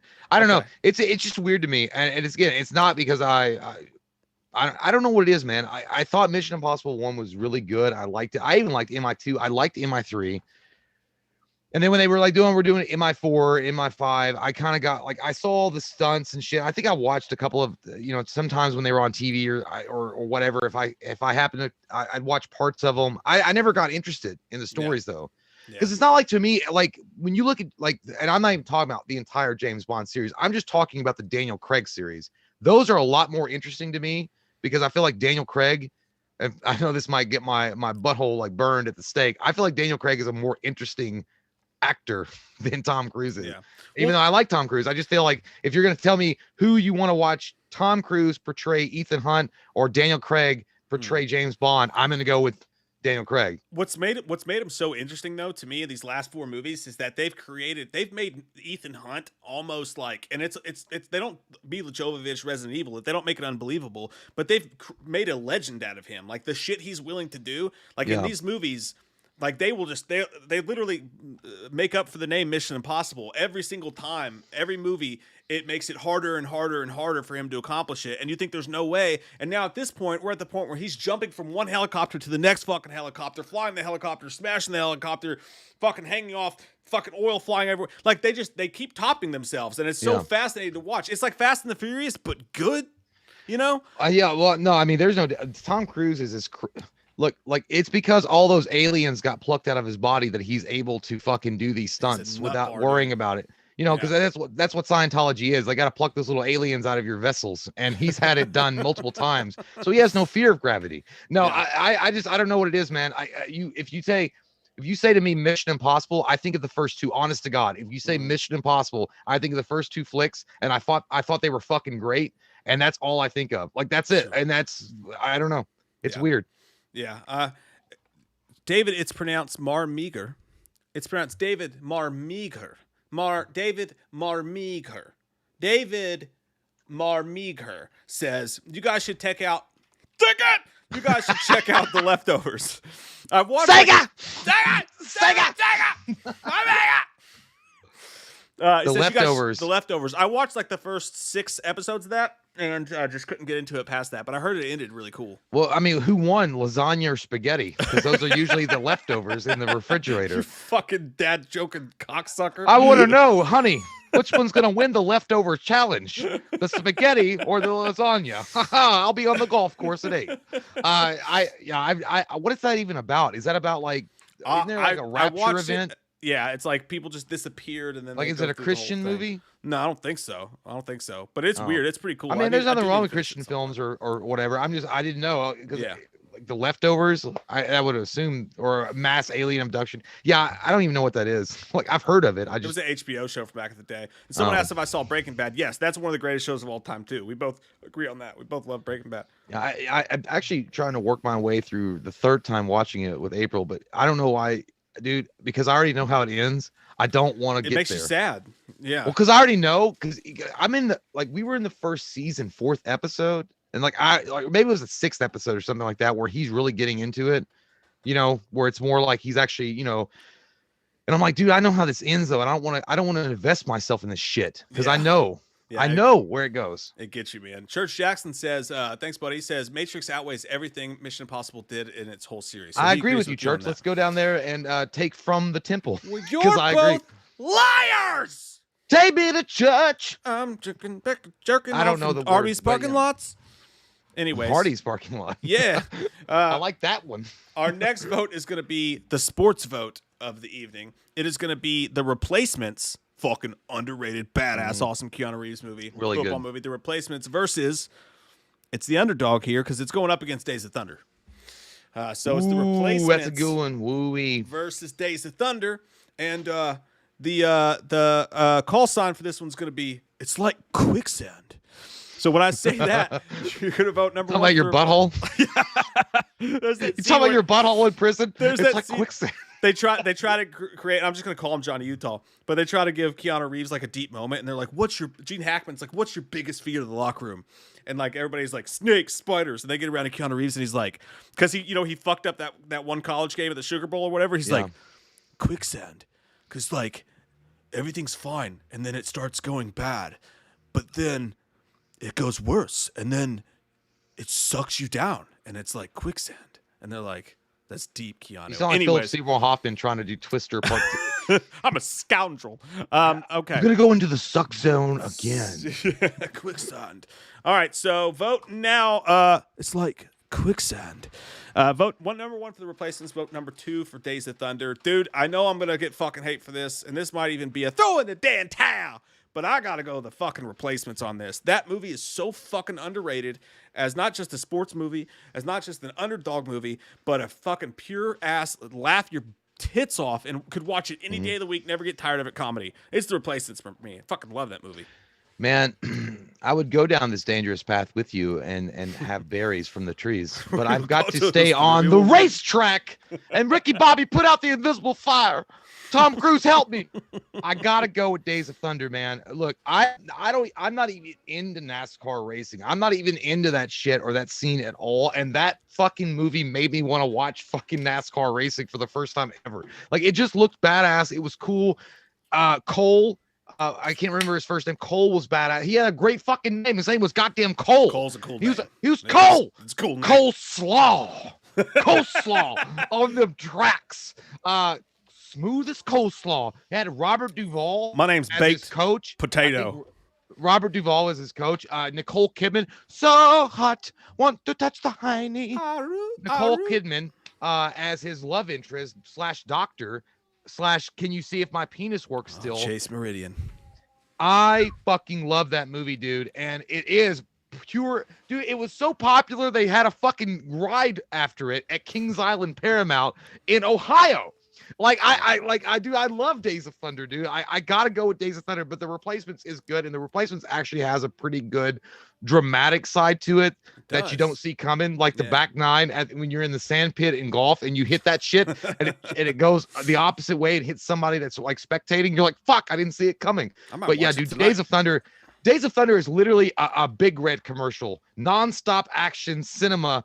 And it's got great cinnamon flavor at the end. It's like literally Ricky Bobby. Big Red, then fuck you. Yeah, Ricky Bobby style this whole fucking like that's why Days of Thunder is so popular, dude. Like even non-NASCAR fans, he's like, I ain't a redneck, but I like Days of Thunder. That Tom Cruise, okay in my book. Yeah, dude, I love that. Plus, it also had the villain in it was a great villain, Robin Hood, Prince of Thieves. Saul. The villain. Well, I guess he wasn't truly the villain because it was. Well, he was the opposite. Michael, he was the guy that was competing against Cole. Shit, fuck, dude. It was the guy that played in Robin Hood, Prince of Thieves, or Men in Tights. No, dude, it was the guy from Guardians of the Galaxy, Michael Rooker. I thought it was Carrie Yules. No, it was Michael Rooker. Wasn't it? No, Carrie Yules came in as the hotshot young guy that was going to take over Cole's position. Remember at the end of the movie, he was competing. Yeah, but it was also Michael Rooker, but they became Michael friends. Rooker, but they became friends, and then Carrie Yules was the true bad guy. I was confused. Yeah, you're right. Yeah. You're right. But yeah, dude, it was loaded with talent. It was good, man. It was.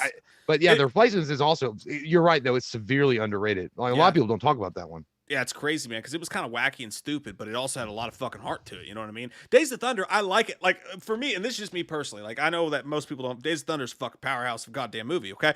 But for me, when I think about Days of Thunder, and it sounds cooler in my head, and then I watch it, I'm like, this is kind of like, I don't know, like more lifetimey than I expected it to be. I wanted him to get into the fucking meat and potatoes. They seem to take too long. Yeah. There's that way too fucking up close, old school, but like Michael Bay. Yeah, I kind of like it because you get like this. Look, you get like this. I'm feeling it. I'm going for it. That may have been the best one ever, dude. It was like, I'm going for it. That could have been the best. He's like, God damn it, Cole. That really may have been the best zoom in of all time. We should quit and never do zoom ins again after that because that fucking nailed it. I feel it. I'm going for it. Once you feel the power of the zoom in, you just can't quit. I can't quit you. It was sort of Oliver Stone-ish what you just did there. You should get a fucking Oscar. Oh yeah, I can't wait for the Academy to watch our fucking videos because that'll happen. it'll be a YouTube review board. Like, get these sons of bitches off the internet. How long have they been on here? Turn that damn camera off. Take that fucking thing off. Take that damn mask off. Yeah, man. I don't blame you though for going with The Replacements. I like it. It's good. Yeah. But dude, Shane I don't Falco, know. not Johnny Utah. Shane Falco. That's his fucking name. Yeah. But there's something about I don't know. And again, I don't even like NASCAR racing. I know, shocker. We live in Kentucky, but I don't. And I wanted to watch it. And I saw that old ass Hardee's logo on one of the cars. I'm like, dude, that brings me back. Yeah. Like, you hear the old Hardee's logo? Yeah. It's like, I don't know. Hardee's. And the Mountain Dew or the Mellow Yellow and all that shit. Well, I also like Cole. Okay. You keep talking. I'll just be right back. I also like Cole because Cole felt like the everyday guy. Like I'm not into racing. So it's one of those things like, but Cole was like one of those dudes that I could actually get behind because he was just like this asshole guy. Was like, I like to race cars. I'm good behind the driver's seat. I can go around corners real good, and I run red lights all day long. And I'm from California. Fuck you. I know that doesn't sound like, you know, I have an accent, so I can't really do it. Okay, but it really got me into the movie. I don't know. I like Tom Cruise a lot in that movie. And that's literally another one. That's to me, that's a flick that I don't know. Or it's not underrated, but it's just one of the, it's like Mike mentioned, it was a powerhouse flick. It really is. It's powerhouse. Holy shit, Vinny. My dick's a powerhouse.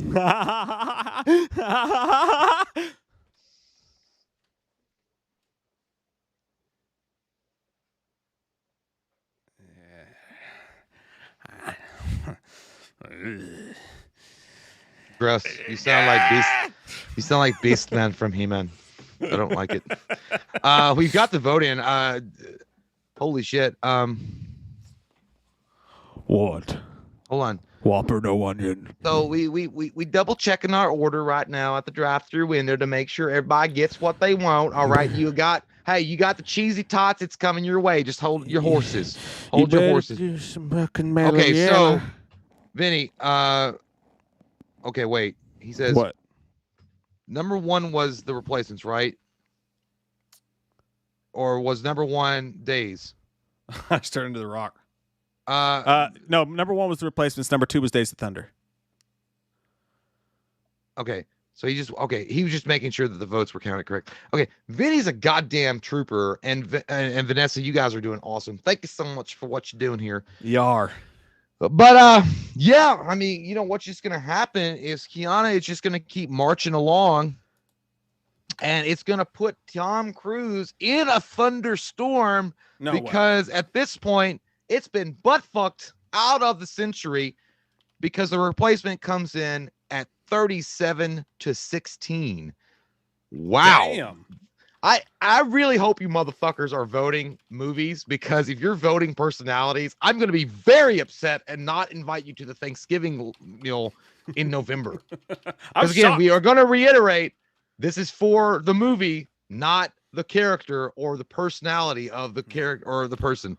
Tom Cruise may be a shitheel, but like, Jesus Christ, guys. I'm shocked. I'm shocked. I fully expected for Days of Thunder to win that one, but I'll take it because I think if we took that shit to Reddit, it's gonna be a different story all the way around. Let's take stock of where we are right now. By the way, so this is one for Keanu.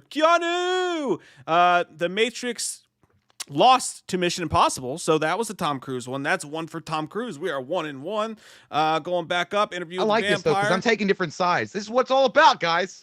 Interview with the Vampire beat Bram Stoker's Dracula, so it's 2-1 Tom Cruise. Going back up here, John Wick fucked up Jack Reacher. We're tied at 2-2. Going up here, Point Break beat Top Gun. That gives Keanu the tiebreaker for right now. So right now, Keanu's up at 3-2 with a couple rounds to go. I'm going to go ahead and throw this out. Gabriel R. Johnson III, you're not lying.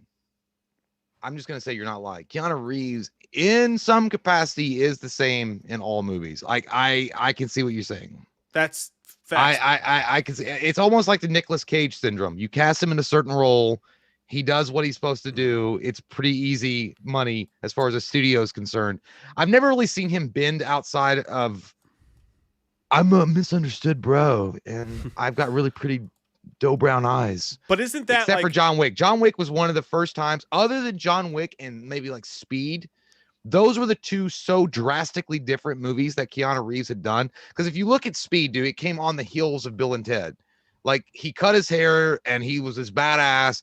He was gonna bang Sandra Bullock, and Sandra Bullock wanted to bang him. Awesome movie. And then a few years later, well, a decade later or longer, he comes out with fucking John Wick, which again revitalizes his whole career. Because after that, he was doing a lot of like The Lake House and shit like that. You know, The Matrix was one of the few exceptions in the between there, but yeah, I get what you're saying. But at the same time, while that is true about Keanu, doesn't that kind of make Keanu even more badass? That like, this dude's so fucking cool, I could see him playing himself in all these fucking movies. You know what I mean? But I say it is true. He does play the same guy. David, it's pronounced Marmeager. Carl Weezer is like, no. He said, oh. Nicolas Cage is one of the most versatile actors ever. Lol. Yeah, I agree with you in some extent, but I think what I'm trying to say is I do agree that Nicolas Cage is versatile and he can do different things and he's very successful at the different roles he takes on. But you're always watching Nicolas Cage, right? But I feel like studios hire him for the one thing that they know he will do, which is Crazy Nick. That's what they want to see. And I feel bad for the guy because he is very versatile, 100%. I mean, I like he is like he's very versatile. He's just so dynamic that I mean, all he can do, the only thing he can do to make a difference is turn it off. So, and then he's just like, I'm Nicolas Cage. Who, what, where? You know, like he kind of reminds me of. He's got the same kind of syndrome to me as Edward Norton. I think Edward Norton is an amazing actor, and he's very versatile, but he's also in a lot of ways the same kind of like misunderstood dude that nobody gets, and then he becomes a hero or the villain at the end of the story. Hey, it's one of those things where both can be true. In this situation, I think both are true. They are great actors, but they also are always themselves. Like I think that could be both could be true. David, it's pronounced Mar Meager, says no. It's just Mar, not Meager. So it's Mar Meager. So it's just Mar. He's Marge. He might understand. Okay, this is his name. He's marginally meager, but not all the way. Dummy. God, Mar Meager. I like that name though. Mar Meager sounds like a channel on YouTube that I would tune in and watch their cooking shows. Mar Meager here to make cooking some with noodles. no, it's like cooking with Mar Meager. How do you turn Tostitos bagels into pizza? Like what? I didn't know Tostitos At even made supper bagels. time. And they're like, yes, they do. He said, It's like, whatever. wow. Say it however you want. Haha, I love you guys. We love you too, man. Sorry Yeah, we thanks, keep man. fucking butchering your goddamn name in the sunlight. Action says face off. Face Yes, man. off! Yeah, that's a great fucking movie, dude. That's actually one of my favorite Nicolas Cage films. Like, but you know, it's gonna be surprising. I liked him when he was the bad guy, not the good guy. Yeah. Yeah, me too. No, he's way better as Cassie Yeah, Troy. if he had just stayed the villain the entire, I obviously the movie's called Face Off, so they weren't gonna do that. And I'm not saying that Travolta he doesn't rock the shit out as the villain, but dude, Nicolas Cage was killing it at the beginning. One of the greatest villains ever. God as damn, Nicolas dude. Cage, for sure. Peter Meekin, thanks, buddy, says, hey, Mike and Jay, I was wondering if I could ask you guys for some advice. I've been offered an amazing new job, but I am scared. I'm scared to choose because I've made many amazing friends at the job I'm at now. Thanks. That is, thank you for trusting in us. How much money they paying though, bro? Yeah, it's all about the gang.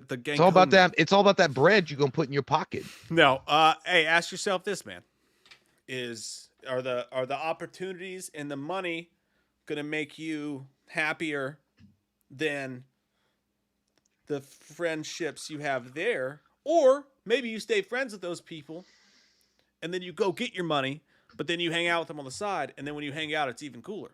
Hey man, look at this. They're work friends, bro. Fuck them. Go get your money. Get yours. At the end of the day, that's all it's gonna matter. Look, you can make more friends as coworkers. You can have friends at your job and they're coworker friends. I had friends where I worked at CVS and they were cool people. I liked working with them. They were fun.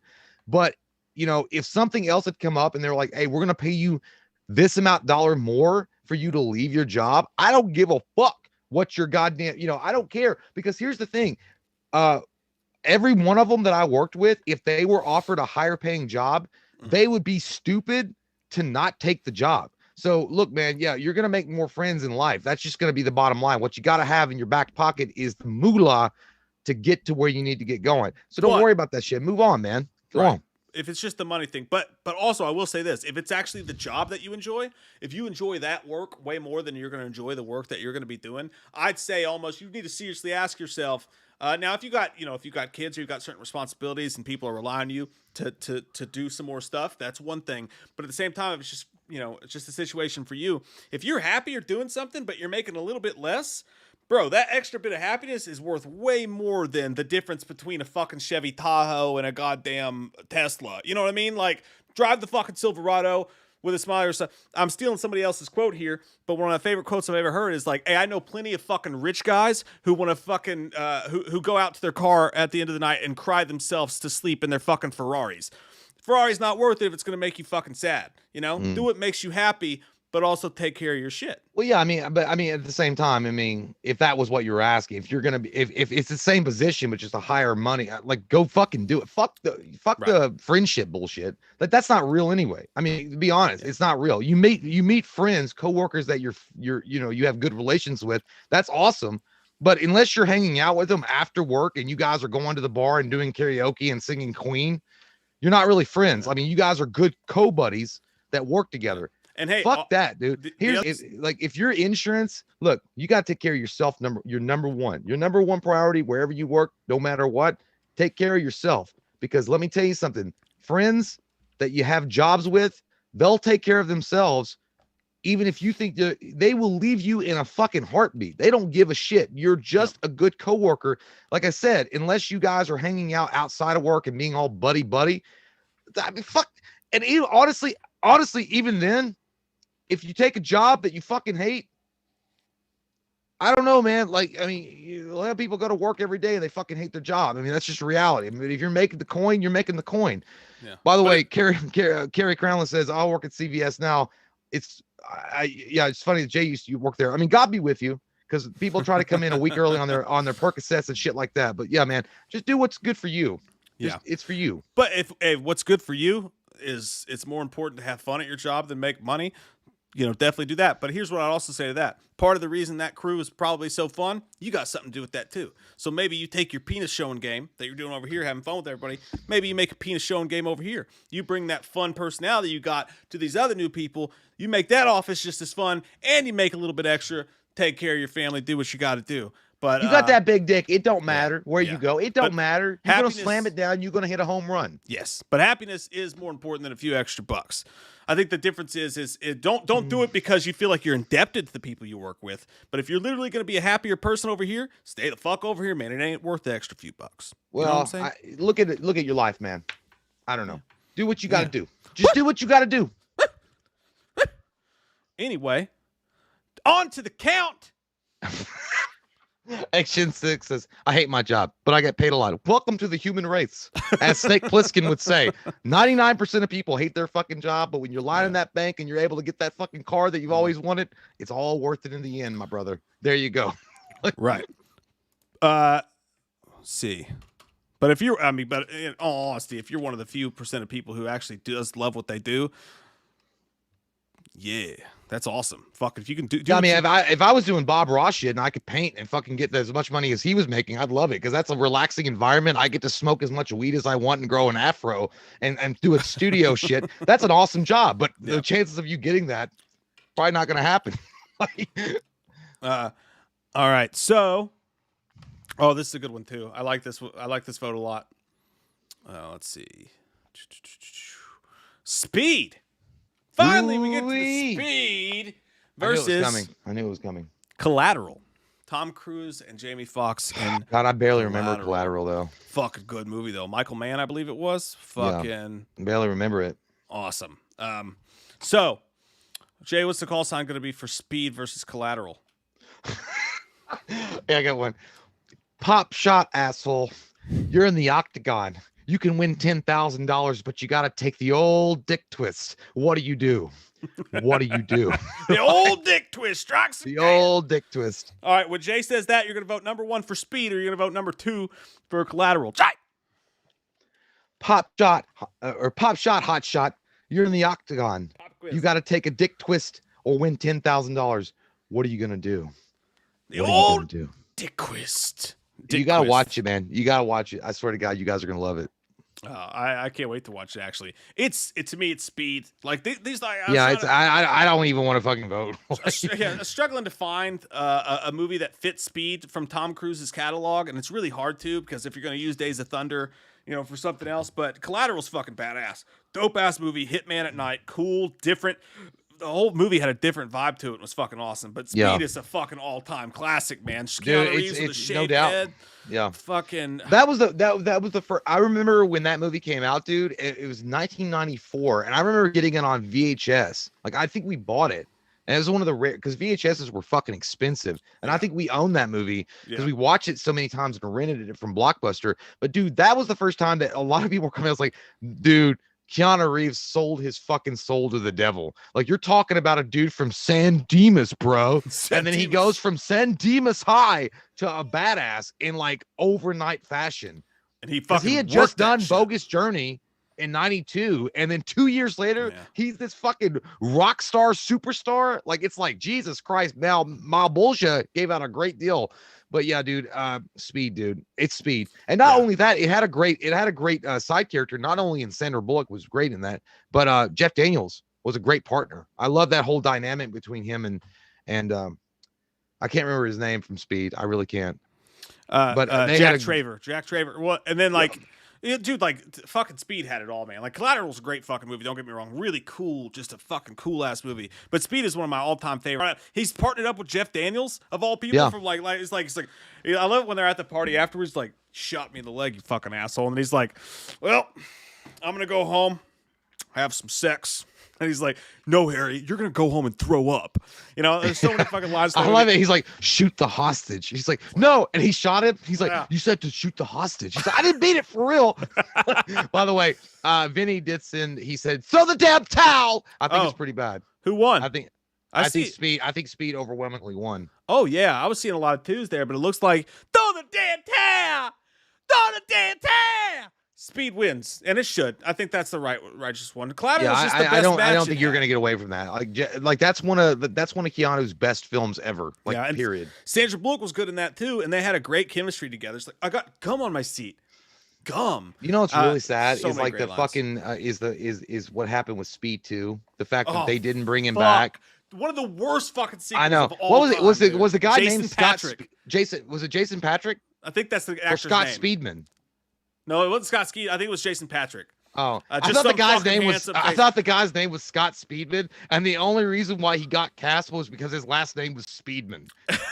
He's like, this guy's gonna be great. That was a terrible fucking movie. How do you fucking? But you know what? Keanu Reeves. At the time, I was pissed that it wasn't in it. But like, if you're Keanu Reeves, that was the smartest fucking thing ever, dude. Because basically, you're going. So wait. I'm a guy who just ends up enraptured in this crazy fucking killer's master plan, and he gets pissed at me because I thwarted his elevator situation, that he does this whole bus thing.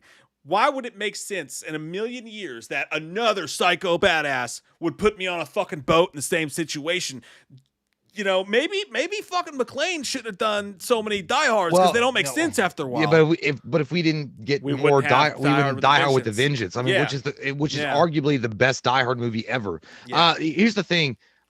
I think Speed 2 would have sucked either way, even if Keanu Reeves had been in it, which I'm glad that he wasn't, because I think he read a turd of a fucking script and he was like, yeah, that's dumb. That's dumb. They got bruh. Sandra to come back though. Yeah, well, Sandra needed a boob job or something. I don't know. She had to get in there, but badass was Dennis Hopper, though? Keanu was like, nah, bro, I'm done. The thing about Keanu Reeves though is Keanu Reeves made an iconic fucking, like, that character is great. But Speed itself, the movie, was a one-shot deal. I feel like Speed was so good the way that it was, to have a series off of it, to have like a fucking, because they made like, didn't they make a Speed 3 or some bullshit? They never made a Speed 3. I thought they made like a straight to VHS Speed 3. No. What the only way they could have made a Speed 2 work is if they didn't kill Dennis Hopper at the end. If Dennis Hopper survives and he gets away, but they live, and then that's like the happy ending, then you make Speed 2 and Dennis Hopper creates a whole nother trap on a fucking boat. Speed 2 would have been badass. You know what I mean? But yeah. Well, the thing is about, actually, Vinny does have a point. He said Die Hard with a Vengeance does tie into Die Hard 1. Because they mentioned the brother of Hans Gruber. Well, that's true too. Yeah, so, And so that is actually if they had ended it right. with Vengeance, I've been like, that's fine. I mean, that's a high note to go out on.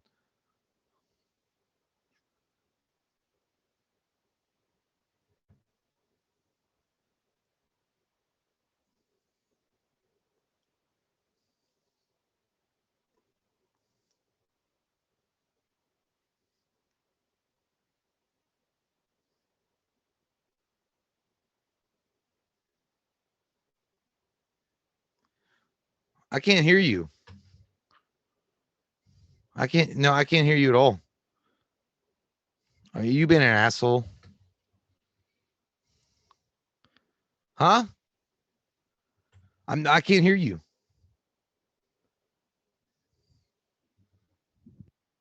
No, I mean, I can't hear you. Your shit's turned all the way down.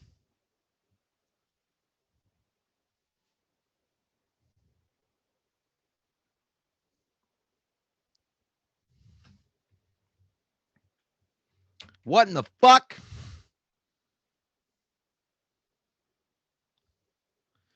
Can you guys hear me? I think you might have unplugged your cord. There's literally... I hit the mute button. You dumbass. Fuck. I like how Mike was like, I don't know. It's not me. I got gum in my mic. It's not me. It's not me. Even though that big red button looking right at my face like Sauron from fucking Lord of the Rings. Okay, we're going to take a quick break, real quick. We'll come back and we'll finish this bitch out. We got a good fight tonight, man. Like it's pretty close, pretty even, pretty close. I like these. I like these the best. I also like the fact that we flip and flop like a goddamn politician, because I like Keanu Reeves and I like Tom Cruise flicks too. Yeah, dude, I don't have hate for either of their movies. I think it's a good fucking Yeah, fight. well, I know that Tom Cruise, like as a person, Keanu Reeves, he should get a fucking Mother Teresa medal or something. But like, you know, we're not basing them off of their personalities. Yeah, it's just their movies. That's what it's about, Steven. We'll be right back, guys. We love your butts. Keep them warm for us. Make sure you wash them. Hey, thanks for keeping my wife warm for me. Or what was it that he said in Liar Liar? Thanks for sleeping with my wife. So, we'll be right back. Yeah, she says, have fun with my wife.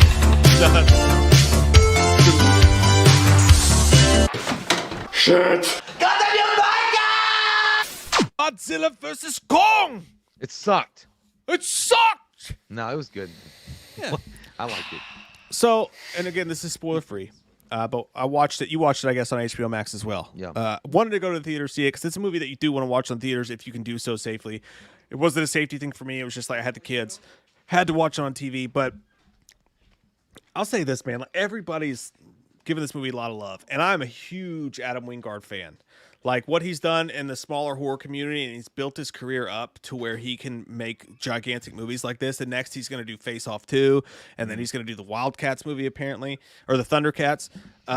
Really love Adam Wingard. And look, there's not a whole lot you can say about this movie, but in a nutshell, the fucking fights are good, and the Godzilla versus Kong actual fights are amazing. But I'll be honest with you, man. I'm getting to the point now where I'm kind of not. I'm done with just being like, oh, it sucked and the story was boring, but I'll let it go. Like at this point, I kind of feel like they need to get that shit right. You know, they need to get the people and the storyline right as well. That's all I'm saying. Like, I mean, it's the same exact thing as the other movies. King of the Monsters, Godzilla, the same thing. The actual fighting, the special effects, amazing. It's got some of the best fighting, and my favorite fighting of the entire Godzilla thing, probably of the modern ones. It's definitely got the funnest fight scenes in it. But I'm also just kind of done with the fact that the characters and the story is still boring. And I kind of agree. I thought it was when I watched it, when I was done, I'm like, yeah, it was good, man. Like I had a good time. It's a fun movie. There's no doubt about that. I mean, it's a popcorn film. You know, if you were going to the theater to see this, you're going to get your money's worth for it. If you paid the $14.99 at HBO Max, you're going to get your money for it. It's all good. The thing about it is, it felt fucking scattered a little bit. Like there's a lot of it. I'm like, what the fuck, dude? Like, I don't know what you're doing. Like you're going here and then you're going here and then you're going there. And then they got a spaceship kind of thing from The Last Jedi. And they're going to the center of the earth, and maybe they'll meet Will Ferrell in the middle of it. I don't fucking know. But you know, what I was there for was the monster fights and to see the monsters. And they did a good job with that. They did deliver that. And I personally liked King of Monsters more than most people probably did. I thought it was a good movie. I thought they set up Godzilla really good. I loved Ghidorah. I loved that whole fucking scene. I love the sequence and the events that were leading up to those moments. The King Kong Godzilla thing, it's like watching like the main event of a WCW old school like Halloween Havoc. Like the main event is where it's at, and it's gonna be fucking rocking off the tits. And then the undercards kind of fucking suck. Like, you know what I mean? Like it's a really good analogy. Like that's the best I can say for it. And again, I didn't hate it. And by the way, I didn't hate it, not at all. But like, I had fun, man. It was a good, solid movie, but like it wasn't anything. It wasn't anything like I was like blown away by. Like when I watched it, you know, when I watched King of Monsters and stuff like that, I walked away. Well, I did see that in the theater. Maybe that made the difference. And when I walked out of the theater for that, I'm like, holy shit, this is fucking awesome. Like, it was amazing. Maybe it made a difference if I saw it in the theater. But I felt like the story wasn't long enough. I feel like the time wasn't given enough to develop certain plots that I wanted to see or flesh out certain moments that I felt like needed to be fleshed out. But I still liked it. I mean, it was. And then in this movie, it's like But it's not like you don't have a decent cast. I mean, you have Millie Bobby Brown. You have Kyle Chandler, by the way, is one of my favorite actors. He's him and Lee Pace are two of the most underrated actors working today. If you've seen Friday Night Lights, you know Kyle Chandler's a fucking beast of an actor. But they underused him like a motherfucker. He's like in like 3 scenes. Like he's there to go, I'm really fucking stressed out because I got to chase Godzilla. Honey, would you just give me a break? And at the end of the movie, he shows up to go, oh, it's okay. And like you had Kyle Chandler, who, and Wolf of Wall Street, Friday Night Lights, an amazing actor. The dude from the Skarsgård guy from True Blood, Alexander Skarsgård. Yeah, Alex Skarsgård. Yeah, he was my favorite actor in the movie because he did actually have a lot of speaking lines. He was on screen a lot, and it was a different role for him because usually he's kind of like the brooding guy or whatever. In this, he was like kind of like a wacky sort of Chris Pratt type character, and I actually really did enjoy him. Like I think they did a good job with him. Sidebar: when I was watching Alex Skarsgård, when he had his sunglasses on at one point when he was, dude, do you not think he would be a really good Johnny Cage? Oh, he would. He'd also be a good Cyclops, I think. Yeah, I think he could pull off either one of those roles really well. But anyway, yeah, you're right. It's just it's one of those things that it promised a bigger delivery than we got. I'm not saying it's as bad as like the exhibition with fucking Roy Jones Jr. and Mike Tyson or anything like that. It's not that bad. It's just I just want you to stay. Because I'm horny anyway. Sean actually mentioned, is it like Freddie?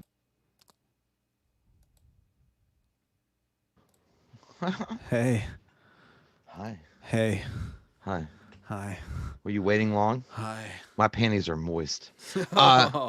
Dude, I was gonna say, check this out. For another like it would be weird. I don't know how he would do it, but it'd be like a Friday Night's Fight, but it would be kind of like a would you rather kind of thing. Okay, listen to this. Okay, not like would you rather like take a penis in your mouth for 1 minute for $10,000, or would you rather get butt fucked by the angriest bodybuilder ever for $5,000? Both, but free. Yeah, there's no chance. I'll do both. I'll collect $15,000. I'll just do them both. I'll pay you. No, would you rather? Like, dude, I saw this on Facebook, and they're actually really fun because it's like, would you rather get rid of, out of the 4, Friday the 13th, Texas Chainsaw Massacre, A Nightmare on Elm Street, or Halloween? Which one would you rather get rid of? Like, you'll never get to watch their movies ever again. Like, just to delete them from the forever. It's tough, but I would have to get rid of Texas Chainsaw Massacre. No, I know, but I'm saying, easy. But I'm saying, that'd be fun, like kind of a little Friday Night Fight. Yeah, like a we should do something like that. Like a that's a good idea. I like a would you rather. Like, I mean, there won't be brackets. There won't be brackets and shit. But I mean, it'll just be a fun combo. Yeah. Because like, here's another one. I saw this on Facebook yesterday or today or something like that. And I was like, I don't know. But then I kind of quickly came to my senses. Like, fuck that. I'll get rid of this one. It's like, would you rather get rid of the Star Wars universe, the Star Trek universe, Game of Thrones, Lord of the Rings, or Harry Potter? Oh, we should just come up with a whole bunch of those and do it one night. That's what I'm saying. Like, that'd be fun as fuck, Jay. I like that. It's a good fucking idea, Jay. I like that. Get naked. By the way, Courtney says, "Oh my God, is Legend in on any of these verses?" No, that's a Will Smith thing, man. Now there's a few. I saw some people saying, "No, he's talking about not I Am Legend, but Legend with Tom Cruise when he played the devil." Oh, that one, yeah. Someone's asking about A Few Good Men. I wanted A Few Good Men to be in the list, but the problem is there's nothing in Keanu's stuff that would match up with it. Maybe The Devil's Advocate, because there's lawyers and stuff like that. That probably would have been a decent one. But either way, I fucked that up. I don't know what's I don't even know Legend. Yeah, you never heard? I don't think Legend? I've seen that. I don't think I've seen it. Oh, dude, you dig it. It's your fucking. It's like a fantasy movie. Tom Cruise, like, is it? Oh no! Oh shit! With Tim Curry as the devil. That one. Yeah. And his teeth are all fucked up. Yeah, dude, that's a great fucking movie. I thought, for some fucking reason, my brain went to Fucktown. I thought you were talking about Legends Fall. Brad Pitt. Legends of the Fall. Legends of the Fall. I was like, no, dude. Like, I was like, every no, bro. This is MMA fight, bro. Gary Catlow says, watched old videos yesterday where JCVD said a sequel to Bloodsport is coming, but they rang him to tell him they think he's not right for the movie, and he started shouting and then crying. It broke my heart. I don't want to watch that because that sounds sad as shit. If they do a Bloodsport 2 and Jean-Claude wants to do it and they don't let him, then fuck them and fuck that fucking movie. Look, the thing is, man, JCVD is like, dude, we love that guy. We really wish he could come on here and fucking like give an interview. Dude, like he's a hero. Yeah. He's a hero to us. We tried. He always We has reached out. been. Yeah. I love JCVD, man. We gotta get the bigger. fact- You guys got to like and share this video, and maybe Yeah, JCVD will come on one day. I love that guy, man. But didn't they make a Bloodsport 2 that sucked royal No, asshole? they made a Kickboxer sequel, I think. Oh, did they? And Bloodsport, it though, sucked yeah. royal asshole though. Like Yeah. King Louis the 13th came down and said, "I will not go to prison for that." Yeah, they made JCVD a trainer in it, and like it's just not the same. If they did a genuine movie with JCVD coming back, and I would honestly watch an older Jean-Claude try to take up the mantle once again to be Make the it like Kumite the- champion. Make it like the wrestler. Like if they did a if they were doing a Bloodsport 2, which I know the real life Frank Dukes is probably full of shit. I know that all that stuff came out. Fine. I'm just talking about the fictional universe though. Yeah. If Frank Dukes had to come back and defend his title in the Kumite one more time and you do like a Rocky story, Yeah. dude, yes, give Be me all that. over it. Put it in my mouth. I'll suck it. Peter Meekin says, thanks, You- guys. You look like a Ray. Really appreciate your help and advice. It's a lot more money, amazing benefits, and a better chance to better myself. Love you guys. Hopefully, if we ever meet, I'd love to buy you guys a drink. We'll take it. We'll drink that drink, buddy. Hey, and again, man, what are you going to be? What's going to make you more happy? Look inside your own self, your mind's eye. What's going to make you happier? Be truthful to yourself and make your decision that way, my friend. Look at your own eye of Agamotto. Dormammu, Your I've whispering come eye. to bargain. Look at yourself over and over in the mirror until you finally find the right way. Zaro Elke, thanks, buddy, says, you guys have inspired me to leave my job to go to a different one. Call center work is ruining my mental health. That's another thing, too, man. There was a point in time where I was working, I'll be very fucking brief, I promise, but where I was working third shift, and it was fucking killing me. I just couldn't sleep during the day. I was doing the channel at the same time. Giving me massive panic attacks. Couldn't fucking do it. Took a long fucking time, and it was really hard. It probably took years off my life, but I figured out a way to get out of it. And you are 100%, and this always made me feel better. No matter how bad shit is, you are 100% in control, not of your situation, but of the move you make next. Whatever the next move you make, whether it's to stay there because you have to provide for your family, but also start looking elsewhere, start planting the seeds to find something better. Whatever it is, you are in 100% control. Even if it doesn't seem like you are. And I love you. Yeah. And I'll shut the fuck up now. I'm not trying to make this fucking Tony Robbins power hour, but I was truly gonna say, believe ladies that. and gentlemen, Tony Robbins. I thought you were dead. I'm no, passionate about this. Hey, man. Do what makes you happy, and at the end of the day, do what makes you the money, and get the money. But be satisfied in your life. Yeah. And by the way, I'm just going to point this out 100%. A lot of people around the world do shit they don't want to do, but they do it for reasons. They do it for their family. They do it for themselves to improve themselves financially or whatever. And if you get the opportunity or the choice to do that, you got to do it, man. That's the thing. It's really easy to get comfortable in one lifestyle. And it's like, I'll just do this for the rest of my life because it's easy or I'm used to it. But if that opportunity knocks on your doorway one day, and it might be a little harder and it might be something you're not used to, sometimes you got to take fate by the hand and say, let's fuck it. Yeah. Let's fuck it. You got to look at fate like Colonel Troutman, and you're Rocky Balboa taking on the fucking Russians in the Afghan in the desert. And you're going to be like, fuck them. And you have the gun and you cock it. That's how you got to be. And that's the way that you got to do it. I don't know. That's how winning gets done. Gary Catlow said, I just read that. I'm a fucking idiot. I'm going to be working at Lowe's really soon because I suck at this. That's a not good that there's job, anything man. wrong with working at I Lowe's. tried I'm not to. saying there's anything wrong Dude, with Lowe's. I applied to Lowe's like 3 times. They rejected me every time because I look like I know what fucking lumber is. I would be the worst Lowe's employee ever. I would be terrible. They're can't like, hey, find shit at Lowe's. where can I find the 4x15s? I'm like, I don't know. I don't even. That's not even a real piece of wood. I'll be like, I don't know. It's down aisle 2. And they're like, hey, guy, you sent me down to where the super glue is. I'm like, I am new. I don't know. What kind of glue, what kind of wood did you need? Absolute last thing I'm going to say about it just came to me now, and I promise we're going to go right into the next round. But also ask yourself this question when it comes to those things: are you doing the job that you hate, that maybe makes a few extra bucks, or is a more socially accepted job than the one that you'd be happier at? Maybe make a few less bucks, but you enjoy your life more. You're a happier person. You're happier around your family. Don't listen to the people around you who say it's just like college, man. When kids are growing up in college, like sometimes kids' parents want them to go to college to do a job they'll fucking hate. So just so they can tell their friends that, oh, so and so went to college or did this and that, when they would have been way more successful doing something else. You know what I mean? Yeah. Listen to you and what's best for you, and don't worry about whether or not, oh, well, it's fucking Danny, who I don't give a flying fuck about, but he's my cousin I see once at every other family dinner, is gonna look down on me because he makes more than me at his fucking job. Fuck that. Do what makes you happy because it's going to make your life better. And now, directly into the next vote. I'll shut the fuck up. Mike had to get the last word. I had to put Make it money. in. Make money and fucking die. God, you idiot. It's so simple. It's so simple. Make as much money as you can in the shithole of a fucking world and then get the fuck out being Don't respected. work jobs that you hate to buy shit to impress people you don't even like.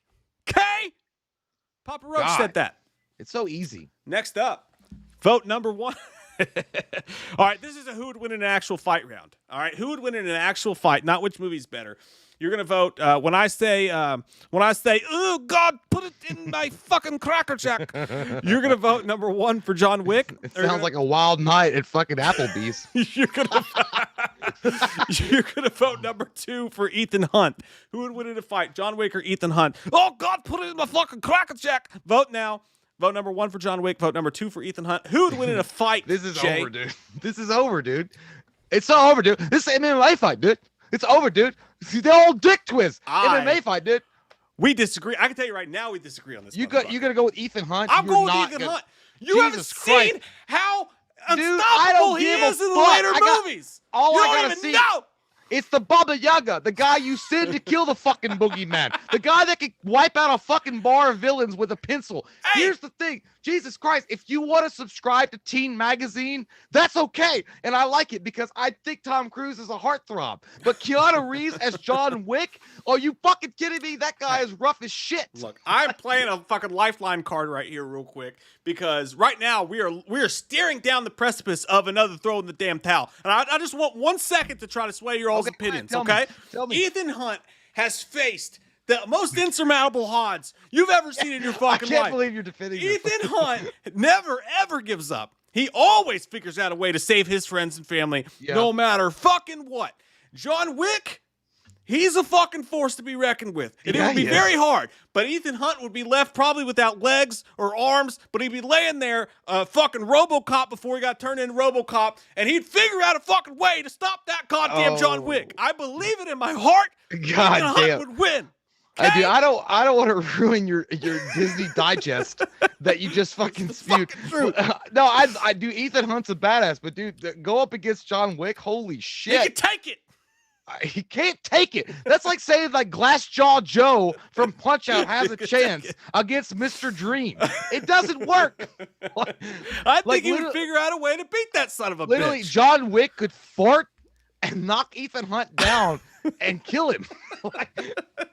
But hey, man, It's in my heart. I believe Ethan Hunt But would do it. I do love Ethan Hunt. I do, and you know, a lot of it's weird. I actually saw online about something about which I didn't know that, but people were like talking about Ethan Hunt and Tom Cruise and Mission Impossible. Like they were saying something like, "What a bitch diva." Oh my God, that guy relies on his whole fucking team to get him through serious situations. And Emilio died in an elevator. Are you fucking kidding me? like and I was like, yeah, it's kind of true though. The Mighty Duck Man, I swear to God, got fucking killed by an elevator spike coming through his eyeball in the first movie. And I thought he had a crack team. Like, you think that on top of an elevator and you're supposed to be a fucking splicer and a hacker, that you'd figure it out pretty early on that, hey, if I push this button, a fucking spike is going to come through my eye. But no, says I'm going to play with fucking roulette. By the way, but yeah, we're throwing in the damn towel. Throw in the damn towel. All right, I give in. I give up. Yeah, 4 votes total for Ethan Hunt and that whole goddamn thing. I don't want you guys to even count it. Like Vinny already said, throw in the death towel. Throw in the damn towel. It's over. John Wick, bro. And again, that's not like that. Honestly, I do like Tom Cruise. I really do like Tom Cruise, but that's not even like one of those things like, because there are certain votes that happen tonight that I'd be like, well, I don't know if it's being voted on the best movie or if it's been voted on the personality, because Keanu Reeves is one of the biggest it's sweethearts. pretty fucking even. So It's even. It's gotta even. believe I it. do like that, but I'm just saying, like, this one's obvious. Like, even if you hated Keanu Reeves, if you fucking hated him, Yeah. I think you're still gonna come in like, oh yes, John Wick, write me down. Yeah. I'm gonna vote for that man. Yeah. Well, whatever. So whatever. No, I haven't said a fucking word about the goddamn 3 losses that I've incurred. I know what I'm gonna do. I'm gonna leave Green Bay in Wisconsin. You don't say that. I'm gonna leave You don't say Wisconsin that. because people don't appreciate me. Shut here. up. I feel like that girl in Donnie Darko. Shut up. It's not true. Eric Burke, wow, thank you so much. That's a huge super chat. Thank you so much for that. I really appreciate it. Says, just had to share that I got Otis Driftwood's screen used machete from the last fight scene in 3 from Hell. What do y'all think about the movie? What are your thoughts on the movie? Eric, that was a super sweet super chat. Awesome. And we really appreciate it. And it makes it hurt even more to tell you what I'm about to tell you. Yeah, I really, I mean, you can go ahead because I mean, you can tell him that there's no Santa Claus. You can be that person. Was 3 from Hell? That was the most recent one, right? I think that was the most recent one. I didn't even watch it, dude, because I thought, and I love you for that. Thank you so fucking much. I hate doing this right now to you, Eric, but I thought that The Devil's Rejects was a giant flaming piece of shit, and I thought it was a way for Rob Zombie to put his fucking rape fantasies out into the world, and I don't think there was a single redeeming quality about that piece of shit. But I love you. And I just didn't even care to watch the other movie. But that's just a personal opinion. I don't judge the people who like it because a lot of people fucking like it. I'll be honest, I haven't seen 3 from Hell, so I have no idea. But I did see The Devil's Rejects and House of a Thousand Corpses. Devil's Rejects, yeah. I've never seen 3 from Hell. I have no idea. Did they improve? I have no. But here's the thing. I never had any intention after I watched, basically, a toilet bowl filled with poop. That Rob Zombie said, here you go. Why don't you eat this on the cinema screen with the other 2 movies?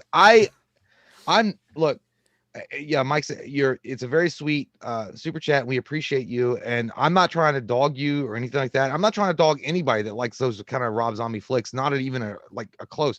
I just feel like Rob Zombie is one of those dudes that is really concerned with making sure his shit looks graphic and it looks fucking gory. And it looks fucking scary, but there's no story. It's like you left the most important part out there, sir. It's like, where's the beef? I mean, I got these 2 big ass buns, but they ain't no goddamn Angus beef. Well, I'll put a wiener in them buns, buddy. Yeah, I don't know, man. That's awesome though. I'm glad that you got that, and I'm happy for you. Yeah, that's cool. I mean, I would even take it. I mean, if I got like the dirty fucking panties that fucking Sherry Moon wore, I mean, I'd sell it on eBay because I don't want to fucking have that. But that'd be cool if I had it. Thank you, bro. Appreciate it. I'm so sorry we don't like that movie, but we do love you. Thank you so much. William Long, thank you, sir. Just by the way, hold on before we say, because I don't want it to come back on us. We haven't seen it all the way through, so it might be one of those redeeming movies. I don't know. Maybe we'll watch it. Maybe we'll watch it. Devil's Rejects was the one. We were talking about the Devil's. I've never seen 3 from Hell. I've never watched it. So, I wasn't a fan of Devil's Rejects. So I thought William Forsythe was badass in that though. But William Long, thank you very much. It's just popping in to say that Heat 1995 remake or something akin to Heat with Tom Cruise and Keanu Reeves would be an action flick for the goddamn century. Mm-hmm. Stay great, my friends. Fuck. That'd be a good one. That is a great fucking movie right there. He said Keanu Reeves and who? Tom Cruise. I think he said Tom Cruise. And Heat. Yeah, if you did a De Niro Pacino, but with Tom Cruise and Keanu. But I don't know. But here's the thing: De Niro and Pacino on a different legendary status, in my opinion. I think that while Tom Cruise and Keanu Reeves are stellar performers and they're amazing, they really compare them to Pacino and De Niro and that same level of holy shit, they're in the same scene together. I don't think it works because the only thing that worked beside that was when Gene Hackman and Dustin Hoffman did their runaway jury moment in the bathroom. And that was the first time you ever saw Gene Hackman and Dustin Hoffman do a scene together. That's the only equivalent right now. Nah. I would say no to a Heat remake, but if you did I would love to see a movie like Heat because they're both still good looking in their age. Like they're a little bit older, but they're not too old at all by any means. Neither of them. They're both in great shape and looking awesome, sexual beings. If you put those two against each other in a heist film like Heat, and you had some badass moments of dialogues between Reeves and Tom Cruise, that would sell some fucking tickets, man. Woo wee, buddy, it would. But not a Heat. No, remake. it would sell tickets, but it's not on the same like level as De Niro and Pacino. It really isn't. Well, that I was mean, a legendary if I saw Tom Cruise and Keanu Reeves sharing a scene, that'd be cool. But when you saw fucking Al goddamn Pacino sharing a scene with Robert De Niro and they're just having coffee and brunch at a cafe, that was fucking badass, dude. Like moment comes, I need to take you down. I'll take you down. And then you get the hand holding thing at the end with Al Pacino, like we partners in crime. I don't know. Man. I love Heat. A great movie. Eric Burke says, I really like Rob Zombie's movies. I just wanted to get you all stirred up. LMAO, you're the best. You're the fucking best, Eric. Thank you so much. Appreciate that. And we're not stirred up. I mean, we don't hate Rob Zombie. Like, I mean, a lot of people, I think they get. I just hate his decision making. They get this thing misconstrued about us. Like, we literally do not hate Rob Zombie. I think that Rob Zombie, and again, I've used this example before. He's the smartest dumb kid I've ever met in my life, like in Varsity Blues. Like this guy has potential to be a fucking god amongst the horror community, but he makes these egotistical decisions because he doesn't like critics that don't like certain decisions that he makes. Seems like he's trying to impress the 6th grade. Yeah, it's like he keeps into his fucking MTV After Hours fucking thought, and he's like, I gotta make this shit fucking edgy. Yeah. The fact is, you don't though. You don't, because you've already. Look, he could hire better actors. Well, not better actors. He could stop casting his wife in every fucking. All right, Ray Charles, what the fuck are you doing over there? Goddamn. Facts, baby. John, can you play me some John fucking Foster? I'm gonna make it do what it do, baby. Holy shit. Oh shit. You're like fucking Gary from Weird Science. He's like, that guy an asshole. If you ever look at anybody with a haircut like that, he an asshole. You don't have his license, Lisa. If I hold my eye in the right thing, I look like Terminator though. Look, dude. Look, I look like fucking Terminator with a ring light. You look like fucking Winn-Dixie Terminator. Fucking Dollar Tree Terminator. Okay, let's go to the next vote. It's going to be the Devil's Advocate. It's going to be May. It's going to be the Devil's Advocate versus Interview with the Vampire. I know it shows up again, but we had to get Devil's Advocate in here somehow. And I think this is an interesting one. So, Jay, what's the call sign going to be for this one?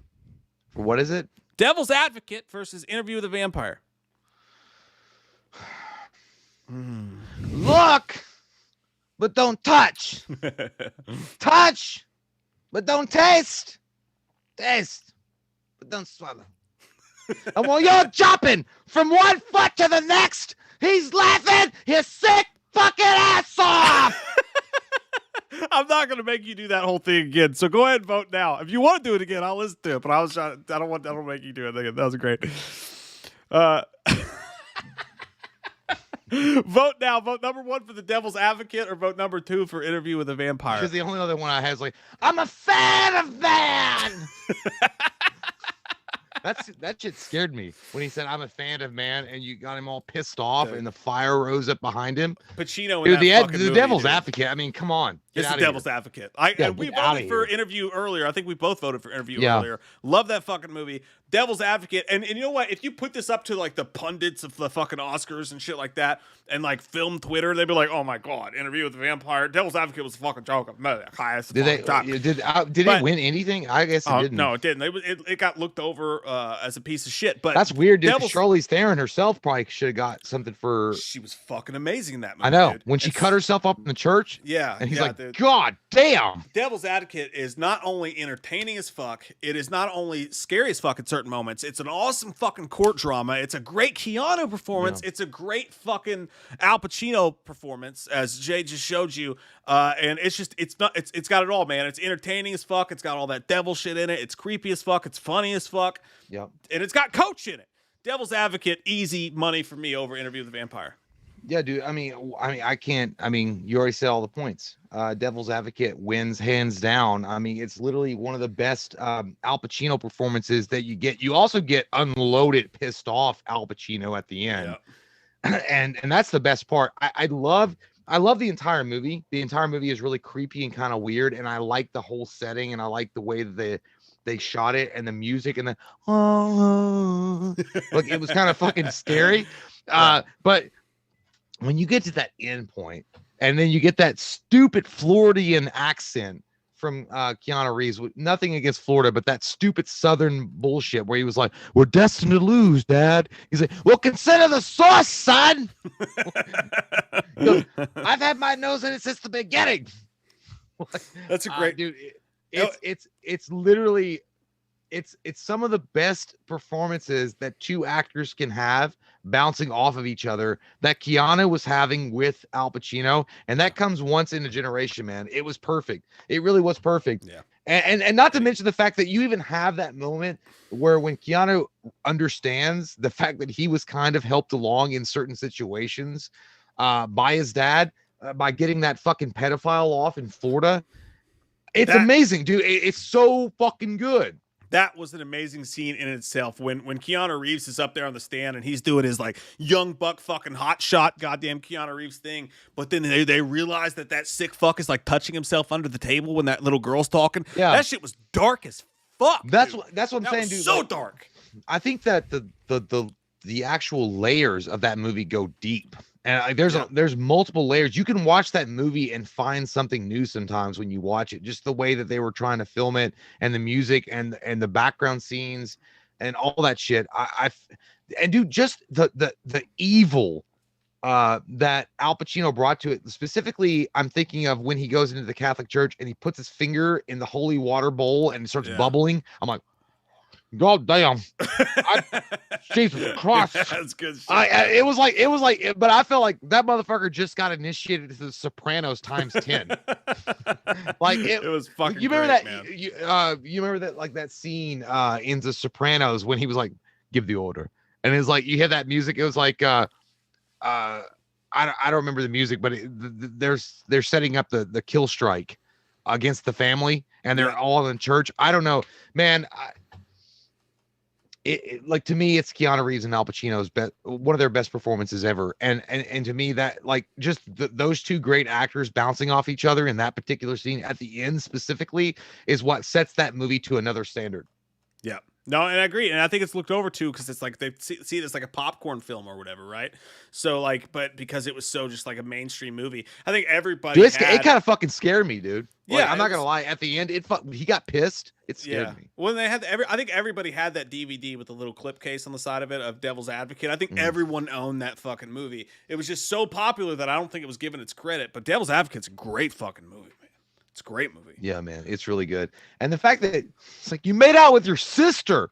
Your dad wants you to fuck your sister. It's so gross. But you're gonna do it because she's hot. And you didn't really grow up with her, so I guess technically it's okay. It's not really. Yeah, but she was hot though. You didn't know her. And so, Al Pacino got that mom and daughter to have sex together. That's pretty fucked up too. I really wish at the very end of that movie when they're discussing the Bible and they're talking and shit like that, and especially when the mother comes in, the Keanu Reeves mother, and she's like, he knew the Bible forwards and backwards. He just knew every gospel. His mom was fucking awesome in that. Yeah, again, I loved every layer that you got, and you knew this was the devil. But I wished they had more of interaction between Keanu and Al Pacino when he finally realizes that you're fucking Lucifer, and he's like, oh yeah, the mom and daughter round 12. That was End of Days. I'm ready. Bad. I was confused. I got End of Days confused with Devil's Advocate. Both great fucking movies about the devil, by the way.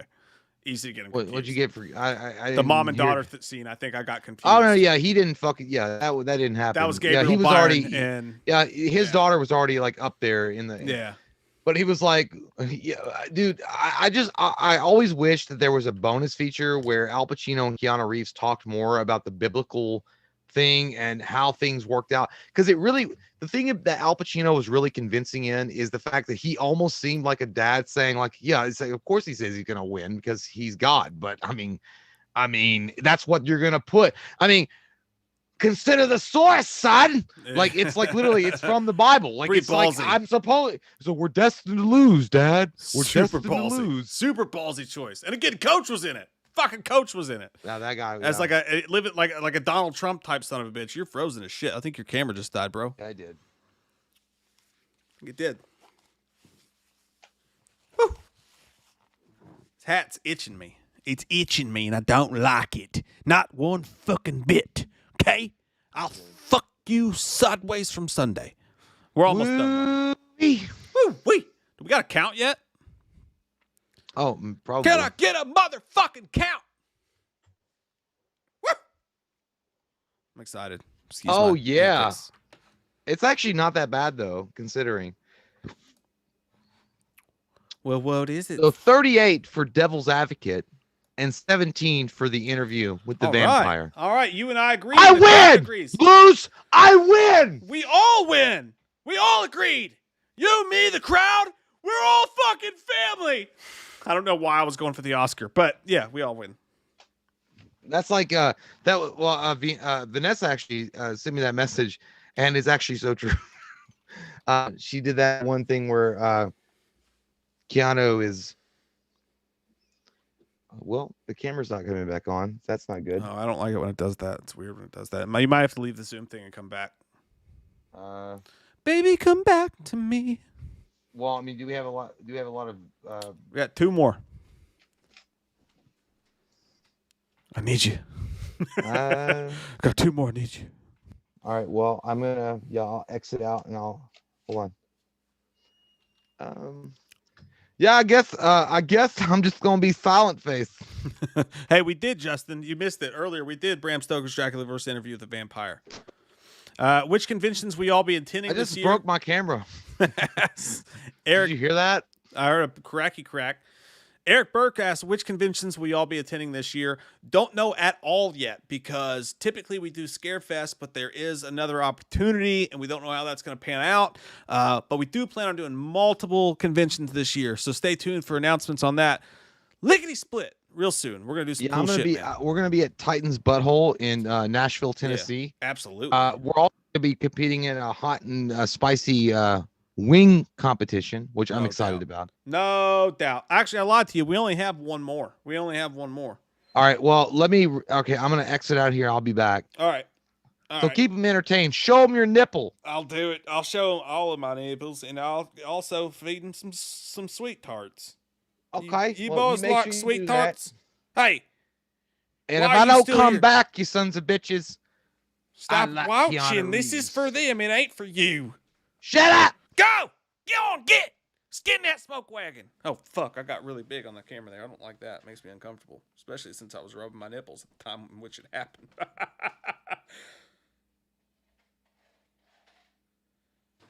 What? Huh? Oh. I would love to go to Los Angeles, D-Land. I want to go to California so fucking bad I can taste it in my crotchal regions. We'll see what happens. That could happen. Who knows what happened? But we're definitely going to do some conventions this upcoming year. So if we can afford it, if we can make it happen, look forward to us coming to a city near you to drink your alcohol. That's what we're looking forward to. That's what we're hoping for. Absolutely, no doubt about it. And Ray Gunner says, nothing wrong with looking bigger on camera. Hey, man, that Zoom will do you wonders. I've never been single in the time of internet dating. Thank God, because probably would have just gotten myself in trouble. The live stream says it's only been on for 33 minutes, which makes me think that it bleeped out on everyone for a second, which makes me think that technology can suck my fucking dick. I'm so sick of these issues. But hopefully it wasn't inconvenient for you all. And I hope that your all's teams are doing better in the draft than mine is. And I hope that you all have really good sexual experiences this weekend and beyond. Because that's important. Your sex life always comes before your family. What? This is not exactly what I meant to say. But is it true? You decide. You decide. Hey, Eggshen. What's up, man? What's everybody? We got one vote here. Let's take a look back and see where we're at, okay? Let's take a look back and see who's winning this piece of shit hot potato Sally oatmeal cream pie looking son of a Frito-Lay fuck. Let us decide. All right, so Point Break beat Top Gun earlier. That is 1 for Keanu. John Wick beat Jack Reacher off earlier. That is 2 for Keanu. Dracula got its ass whooped by Interview with a Vampire. That is 1 for Tom Cruise. The Matrix lost to Mission Impossible. We are tied 2-2. Tom Cruise 2, Keanu Reeves 2. The Replacements took down Days of Thunder in an upset from Wichita. That is 3-2, Keanu. Speed took down Collateral. That is 4-2, Keanu. John Wick beat Ethan Hunt's ass, though I disagreed with it. Male nudity, though I disagreed with it a lot. That is 5-2, Keanu. The Devil's Advocate just beat Interview with a Parrot. Devil's Advocate beat a parrot off at the zoo. Devil's Advocate beat Interview with a Vampire. That is 6-2, Keanu. Tom Cruise has no chance to win at this point. We have 1 vote left. We'll see what happens. Tom Cruise has lost to Keanu Reeves at this point. I don't know why the fuck Jay's not back yet. Apparently technical difficulties are squeezing his nuts. But hopefully he'll be back in a second and we can do our final vote, which is this. I will gladly show you now. It's going to be, which upcoming movie are you most excited for, my friends? Hey, Janae's here. What's up, Janae? I didn't see you. I saw someone say hi to you, and I hope you're actually here. The next vote, which I'll tell you what, I have so much faith Jay's going to be back. I will start the vote now and let you guys start voting on it. And then we'll get Jay's opinion when he gets back in here. But the vote is going to be this. It is going to be, which movie are you most excited for going forward? Are you most excited for Top Gun 2, Top Gun Maverick, and Mission Impossible 7? Or are you most excited for The Matrix 4 / John Wick 4? It's a tag team. Fuckaroo, fuckadoo. Fuck you. Fuck me. Fuck you. Which upcoming movies are you more excited for? You're going to vote number 1 for Top Gun 2, Mission Impossible 7? Or you're going to vote number 2 for Matrix 4, John Wick 4? And the call sign is going to be, how about I give you the finger and you give me my phone call? Vote now. Vote number 1 for Top Gun 2 / Mission Impossible 7. Vote number 2 for The Matrix 4, John Wick 4. Which one are you guys most excited for? Go ahead and vote. Go ahead and slap your own asshole while staring at yourself in the mirror after drinking some goddamn Sprite Zero. Okay? Because it's the LeBron mix. And you got to get nasty with the LeBron mix. Let me see if Jay's back here yet. I hope he is. He's not. What the fuck? Oh, there he is. Come on. There he is. Come on. Come on, 1, 2, hiya. Hey, water's warm. Jump on in. I can't hear you. Ooh, I'm blind by the lights. Oh, yeah. Tell me about it. Yeah. Sorry, guys. Did you go rub one out real quick? Yeah, I did, actually. I was doing that on stream. I don't know. Hey, let me ask you your pick on this one because I let them go ahead and start voting to keep it rolling. What the fuck? Hey! Fuck that. It doesn't count. It does, you whore. By the way, Keanu's winning 6-2. This shit's over. This is our last vote of the night, but it's just it's a what do you call it? A formality.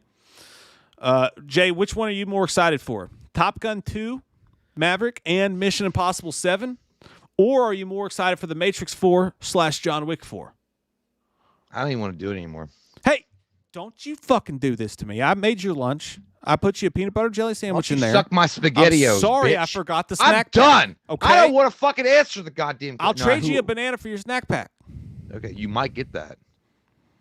It's a good deal. It's healthier. Actually, it's not. You son of a bitch. You are. No, you were lying. You whore. What was the choices? What are you more excited for? Top Gun 2 and Mission Impossible 7, or are you more excited for The Matrix 4 and John Wick 4?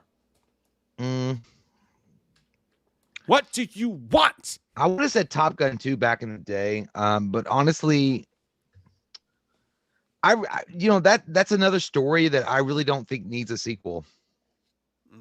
I mean, just to be straight up honest with you, I feel like Top Gun was such an amazing movie, and it was awesome. I mean, you really don't need to go further than that. John Wick, it's one of those stories. It's kind of run its kind of run its gauntlet. I mean, let's be honest. Like John Wick, I'll be straight up full frontal with you and show my wiener. I've never seen John Wick 3 because I never thought there was a point to do it. It's good. You should watch it. It's good. Well, no, I heard it was pretty bad. It's good. That's a lie. Like it wasn't John Wick 2. Like John Wick 2 was really good. Like John Wick 2 actually. I like 3 better than 2. Well, then again, I will also say I've never seen Quantum of Solace, which everybody says to go see it. Yeah. And the reason why I haven't watched that is because I heard it was more of an action oriented movie with no story. I kind of am interested to see what they do with Matrix 4 because Matrix 3 was such a shit box where hobos fucking it. I would like to see how they try to bounce back from the Matrix 4. But it's so like out of those choices, it's so bad. Like it's just so bad. But the Matrix 4, I kind of want to see how far they dig themselves down into the rabbit hole. So because the way that I'll go to the Matrix 4 just because I want to see what they do with Neo. Yeah. Because the idea with Neo and apparently they're bringing back Trinity in Matrix 4. It doesn't make sense because she's Trinity dead. Fucking died in Matrix 3 and then Neo was pretty much dead and then the machines took him. So if they do this, dude, I'm going to be so fucking pissed if they make Neo like an enforcer for the machines. Mm-hmm. Like if they bring him back and then they program him, the anomaly, into the machine mainframe, and he becomes like the new Mr. Smith. I don't want that. Yeah, dude. Like that's what I'm afraid of. Like I was like, God. So yeah, I'll say the Matrix 4 just because I want to see how far they're gonna go with it. Yeah, I'm actually myself am gonna go. If I'm being honest with myself, naked in the night, jerking off in front of the mirror, pretending my dick's bigger than it looks.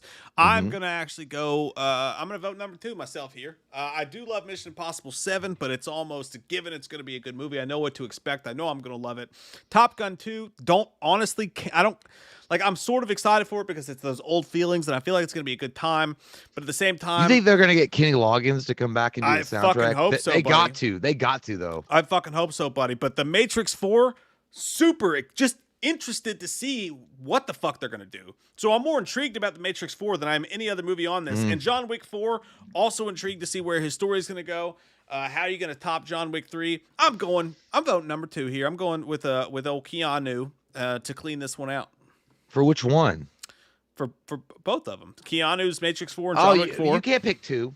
You got to pick one. No, you're not. I'm not picking 2. It's either Top Gun 2 / Mission Impossible 7 or Matrix 4 / John Wick 4. Okay, Tag fine. team. Tag team. So yeah, we're both on the same board. Matrix 4, man, I feel like that's the more compelling story. Yeah. It really is. Yeah, over the top, no doubt about it. I mean, it's like John Wick. I mean, you can only do so much with John Wick, and it's been badass so far, and the adventure continues. But the Matrix 4, there's so much. There's so much intrigue.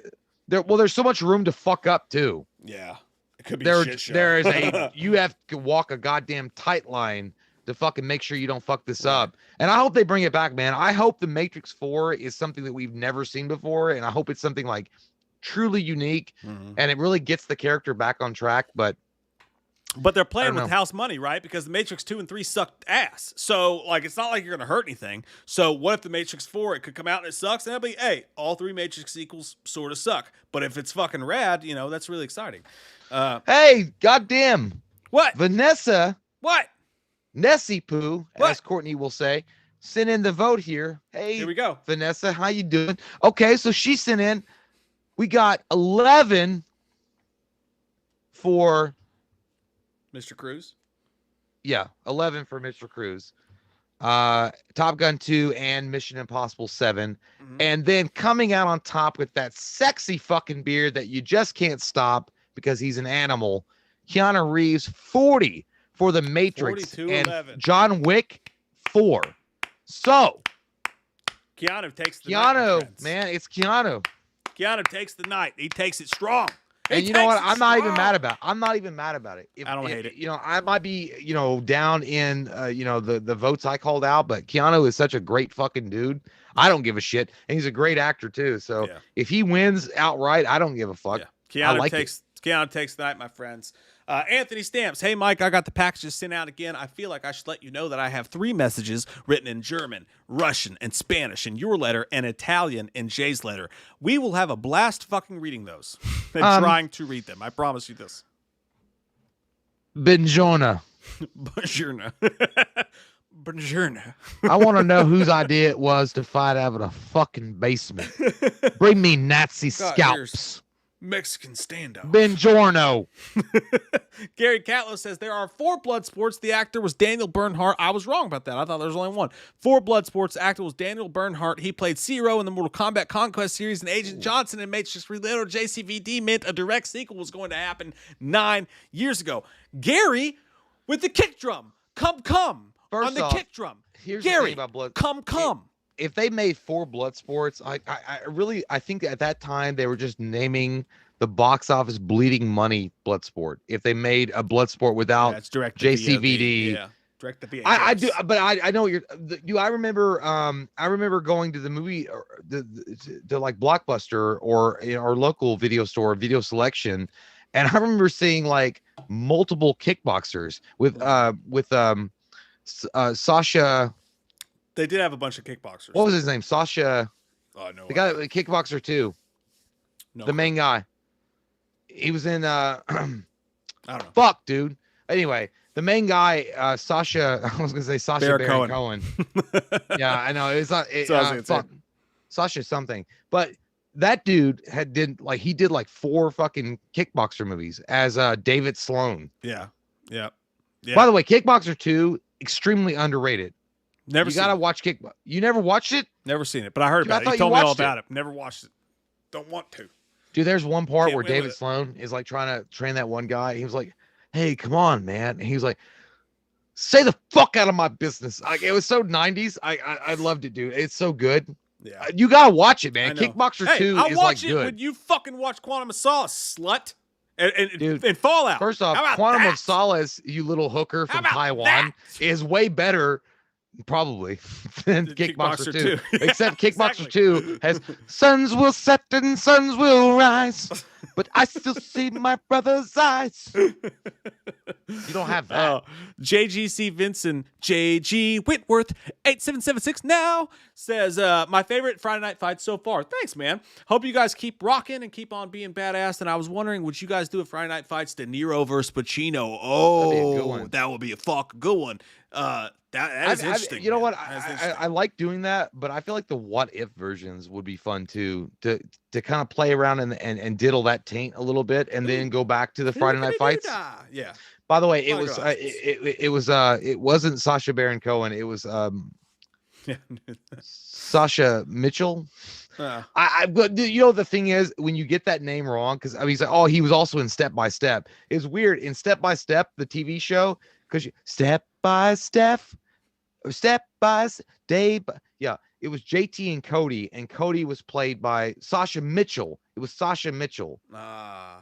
Those sons of bitches. Cody, the weird Did it like again. the bro dude Yeah. from Step by Step. That was Sasha. That was the guy that played David Sloan in Kickboxer 2. It's a Well, great movie though. Fuck me. Tito Ray says Quantum of Solace sucks. You're wrong, bitch.